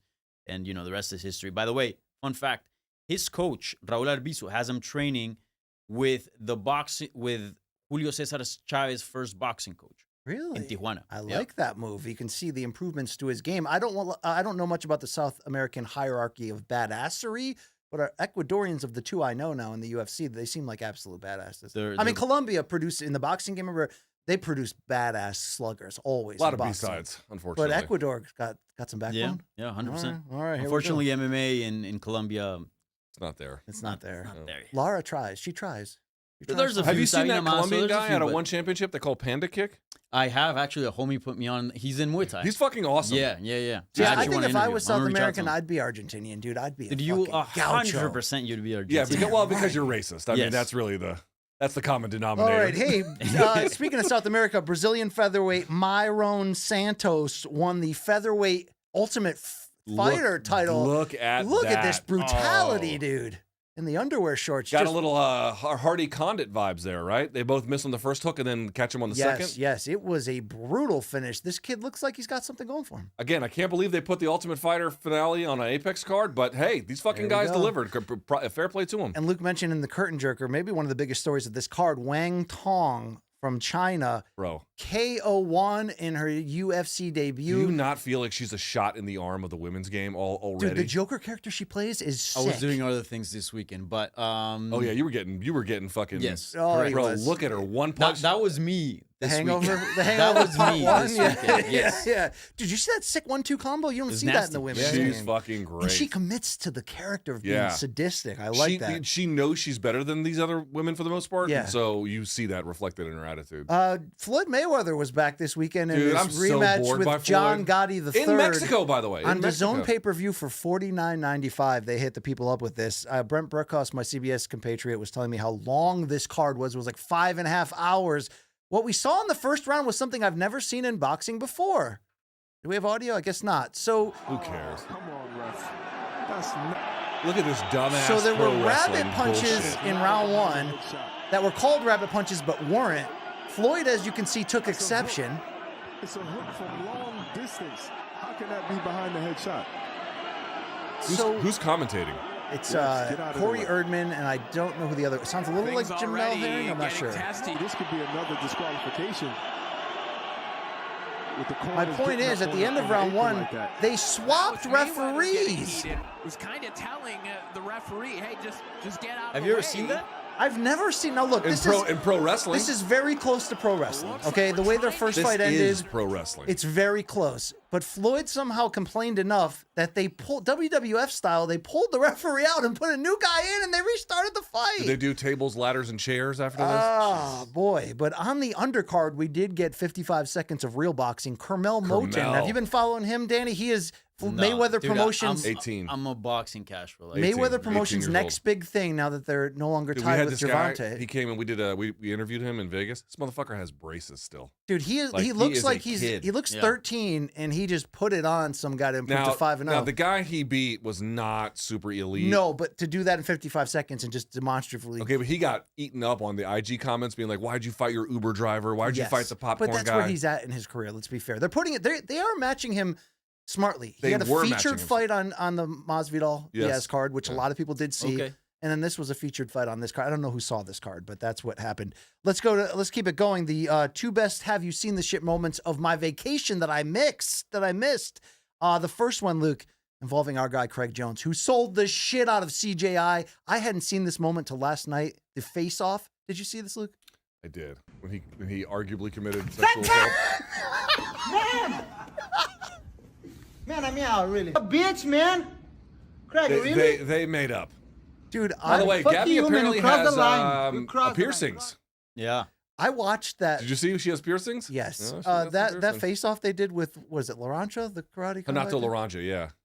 That was You mean like the interview? That was not only a Oh, 10 yeah, out yeah, of yeah. 10 comedically. It was I fucking watched that in the awesome. 8th row, just dripping tears. That was the Dude, when he funniest picked shit. up the dildo and then Craig Jones was like, that's a 2-man job. Do you know none of fucking that was died. pre-written or scripted? That was a complete off the cuff. Craig is he's Renato special. Laranja, OG. Yeah, Oh he's, my he's God. hilarious. The dude. other sound we missed of the week, Dan Hooker gave us the best soundbite from UFC 305. I love this shit. Let's go. You hear the Anik laugh at Yeah. the end. Very similar to Brandon Rios when he went in the corner in the first Michael Alvarado fight, which was a fight of the year, one of the best brawls of the modern era. He went in the corner to Robert Garcia. And Robert Garcia's like, you love this. He goes, I love this shit. I love this shit. You reminded me of that. Just that, oh. Pretty great. Dude, Hooker's that dude. Him and Oscar Willis probably do a lot of damage together. Oscar Willis is a Probably, complete yes. dirtbag. All right, let's see our T-shirts of the week. Luke, which pill would you pick?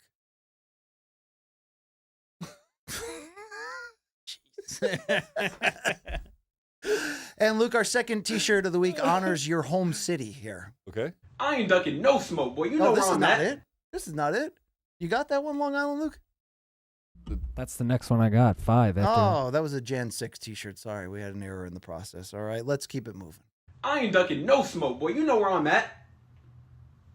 Well, guess what? Come see me then. Coming in from Bro, they just hit the second tower, bro. east side. You know, hanging up the phone has evolved over the years, Luke. I don't know how that one got in there. Let's go to MMA fighters in Dude, the hold on. wild. Nobody, and when I say this, Danny, I mean it with great sincerity.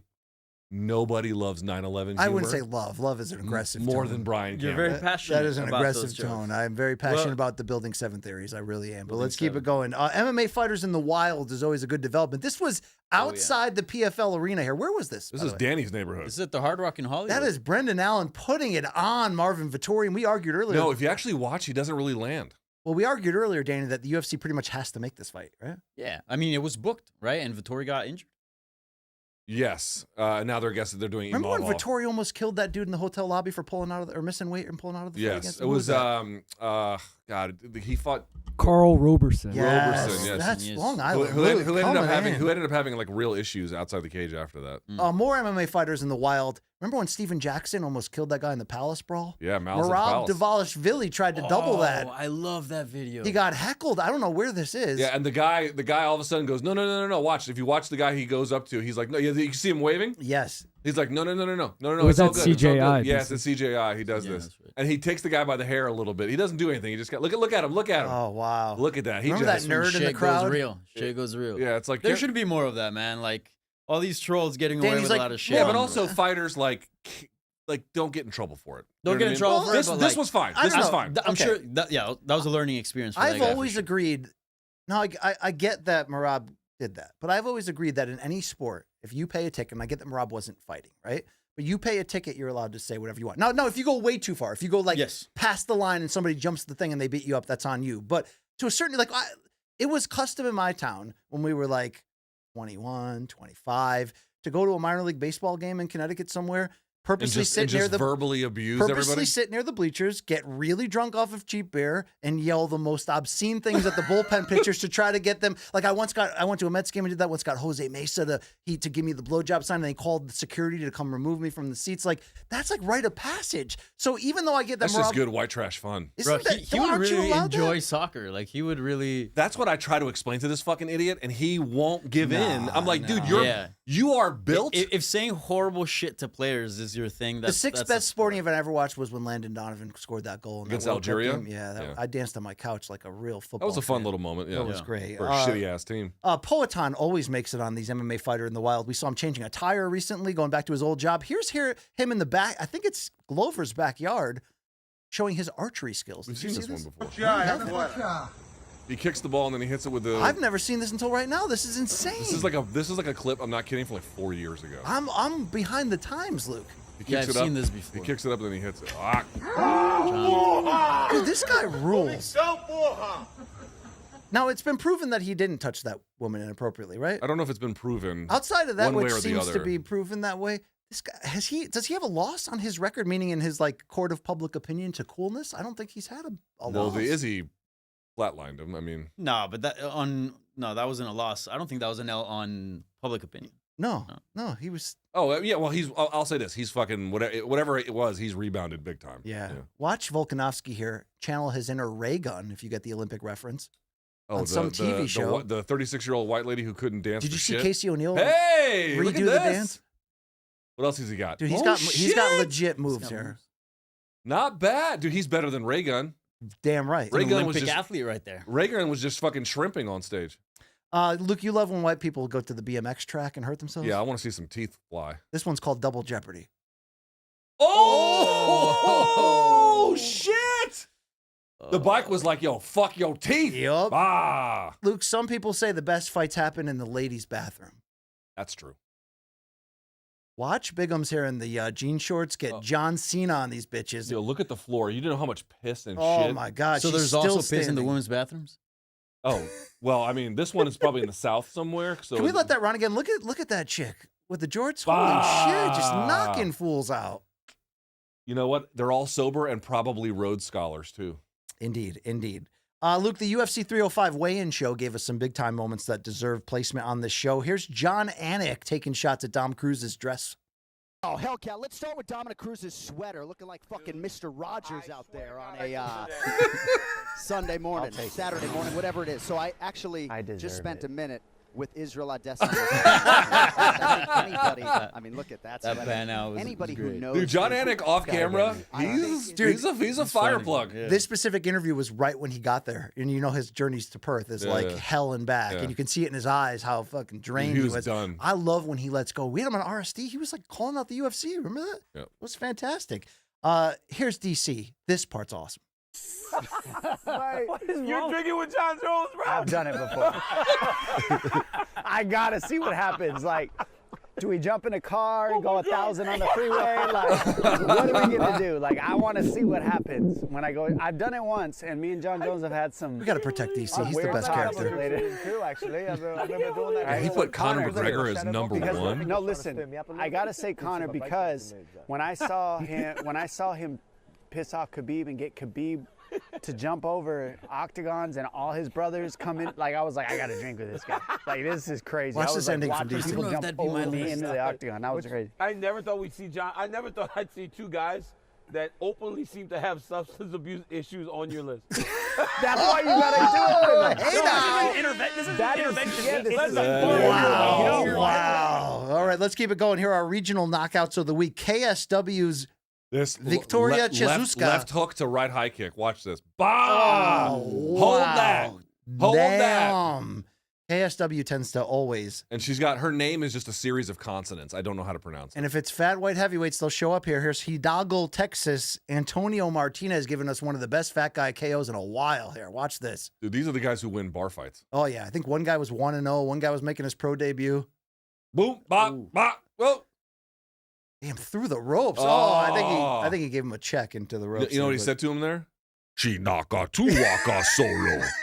Big week for Jake Paul. Officiated the Ngannou Ferreira face-off. Danny, what do you think now, seeing the size of these two large individuals? Dude, I've interviewed Renan in some of the PFL events that I've covered. Dude, he's massive. He's huge. Fucking huge. Dude, he He's towered, not tower Honestly, over Ngannou, but you never see Ngannou look small, is what I'm saying. Yeah, no, exactly. I wouldn't be shocked if Renan Ferreira sleeps in Ngannou. I'm telling you, it's completely on the table. 100% on the It's table. making it a 100%. must-see fight in a lot of ways. Jake Paul also played the heel role during his New York City press conference with Mike Tyson attacking the NYC. Listen in. Making history. This is what it's all about for me, man. I'm a kid from Ohio. Hey, New York, shut the fuck up, New York. Boo yourselves. Boo yourselves, New York. Hey, New York, New York. New York, you're just like Mike Tyson. You were good 20 years ago. Fuck you, New York. Damn. Fuck you. I got to tell you, you know what I love about this clip, Danny, as somebody who, I lived here, you lived here? Those are just regular New Yorkers. Yes. There's nothing, that's just regular New York. He closed with, what did he say, dumbass? Democrat City. Yeah, there you go. By the way, They do have high taxes out here. They do have high taxes. Also, the thing he was like, he was good 20 years ago. Then why the fuck are you fighting him? Yeah, you're right. Yeah, he punked himself. Speaking of Ngannou, I don't know if you guys have seen this development. Zapruder film experts have rewatched the copy of UFC 270 when a one-legged Gon got out wrestled by Ngannou. Oh, we're gonna look at his package. Look at this. Not only Dude, his dong was Gane looking harder than McGregor at the Floyd weigh-in. Yeah. Look at Ngannou punch it. He felt it on he's his like, leg. Get that fucking dong. Dude, what is away. happening here? This is. You know what? This is a case where like punching the dong is acceptable. That is the definition of a phoner, right? Speaking of dicks in the wild, did you see Canelo and Berlanga at the end of their press conference? Berlanga.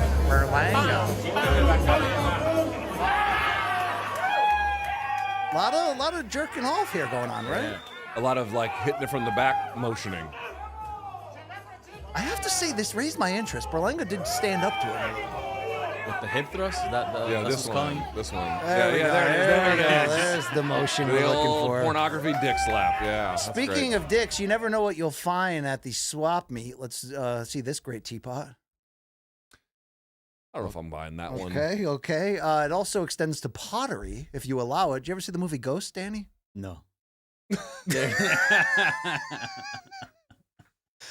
Keeping it going, this is at the RNC. This was a late get to this. Rudy Giuliani, one of Luke's favorite. Look at this fall. Former mayor of New York. Look at this infirm piece of shit. That was me this week. I say that looks suspiciously like Danny on the weekends. So I'm not going to talk shit. I follow this new guy on Instagram. All he does is this bit right here, and it's hilarious.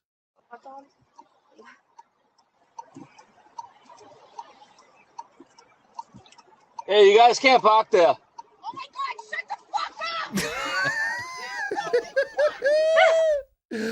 Danny, that is, by the way, that Boston accent is tilting, but that is fucking hilarious. The two of you have figured out the secret of the BBL in your life, right? It's a little bit stereotypical, but okay. So has this man. Are you straight, gay, or something else? I'm Hungarian. What do you look for in a person? Latina. Like one specific human trait like a woman could have. What would you like in a woman?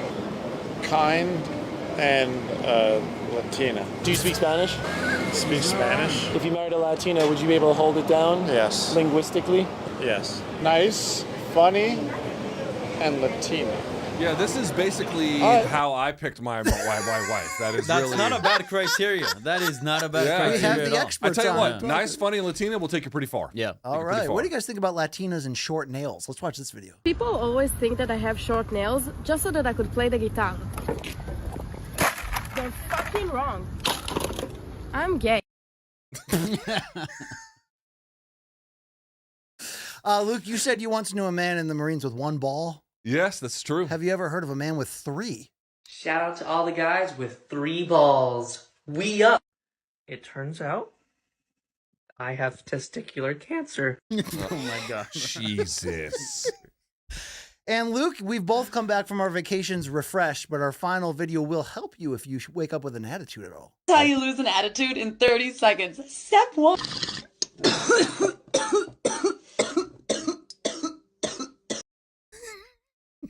Luke can confirm. That's the shit of the week. I hope you saw. I can confirm she's right. Yeah. All right. Do you want to grade that shit? I mean, I give that a B+.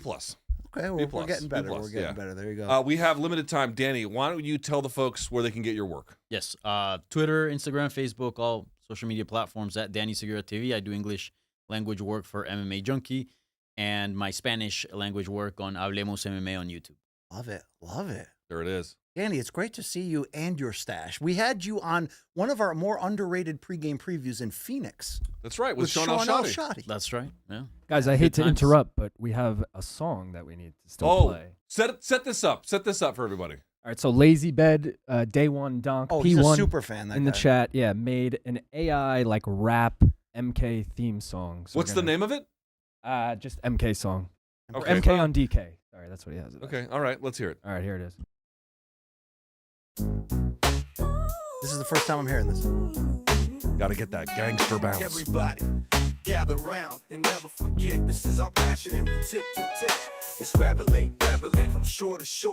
MK on DraftKings and the crown is yours. Hey yo, this is for the ducks. Down since the shelter. In the YouTube chat with the helter skelter. Those right now and the ones yet to come. But most importantly, hey yo, this for the P1s. Let me set the stage for the show. Fitting to go live. The video is choppy and the audio is no fire. Ain't gonna be a tryout, cause BC sure to ramble about his ugly toes and drinking AG1 from samples. Yes. Need a close-up, so put the camera on him. The fighter pay is rotten. This lawsuit is a problem. Pass me the Delta 8s. Are you a gummy eater? In my toast spaces while I fill these margaritas. I can eat a shawarma pita, or better yet, a glizzy. An orange Subaru with Lilith Fair on my CV. Man, I'm better than you. Another's quickly coming. That KODK streaming live on Monday morning. Everybody gather around and I'll never forget. This is our passion with tip to tip. It's revelry to revelry from shore to shore. MK on DraftKings and the crown. Gonna get that bankhead Hey, bounce. It's the ducks down since the shelter in the YouTube chat Down with since the the helter shelter. Those right now and the ones yet to come. But most importantly, Hey yo, this for the P1s. let me set the stage for the show. Fitting to go live. The video is It's going on a little long now. No fire. Ain't gonna be a dry eye, cause BC sure to ramble about his ugly toes and drinking AG1 from samples. Look, need a close up, so put the camera on him. The fighter pay is rotten. This lawsuit is a problem. Pass me the Delta 8s. Are you a gummy eater? In my toast spaces while I fill these margaritas. I can eat a shawarma pita, or better yet, a glizzy in an orange Subaru. Okay, I've grown a little bored with it, but it's hilarious and very good. Lazy Slaps. Bed. It's a banger. Thank you. Certified banger. The Main Card Minute is a podcast Long Island that Plug people it, can plug watch. it. Yeah, guys, go check it out. We had another winning week this week. Go subscribe. Main Card Minute. Thank you very I much. like him better than I like Yanni the Greek in terms of this regard. His teeth are not as white. I'm coming for Yanni the Greek. I've been doing contender series bet-alongs, baby. I love when he like winning weeks. Posted videos of him with a woman in the convertible, and he's like representing. I like that. I like that stance. Getting head Do you in the have? whip. I think you have a train to catch. I do. Yes. All right. All right. Well, hey, Danny, thank you so much, my friend. Danny Segura, check him out. MMA Junkie, Hablemos MMA. And BC, are we going to do a Friday show? I think we kind of have to. Yeah, we should do something like that. we'll Even do- if it's just us like just- effing just- around yeah. and touching each other, and it's like just weird. That's a little weird, but I all mean, right. like remotely. Yeah. Visually. Yeah, visually. I don't mean like, you know, I know that's the goal of every MK fan at the end of the day. They you just- know? they just want us fucking. It's That's kind of really- like who's the boss? Like eventually Tony and Angela will figure it out. Right? Got to get You to know? it. Yeah, Got to get to it. Yeah. Shouts to Aussie Rules, Luke, Meadowlark Studios, and everybody here in attendance. Appreciate everyone for showing up and doing their jobs, I guess. Remember you asked our sound guy Ken how much money per month he puts toward OnlyFans? I said loses on OnlyFans. Oh, okay. I thought he's a winner. You know what he He's got said? He said all of it. Yeah. All of it. Yes. All right, we got to go. That's BC. Yeah. That's Thank you. DSLT Thank you. MK. We're out. Bye.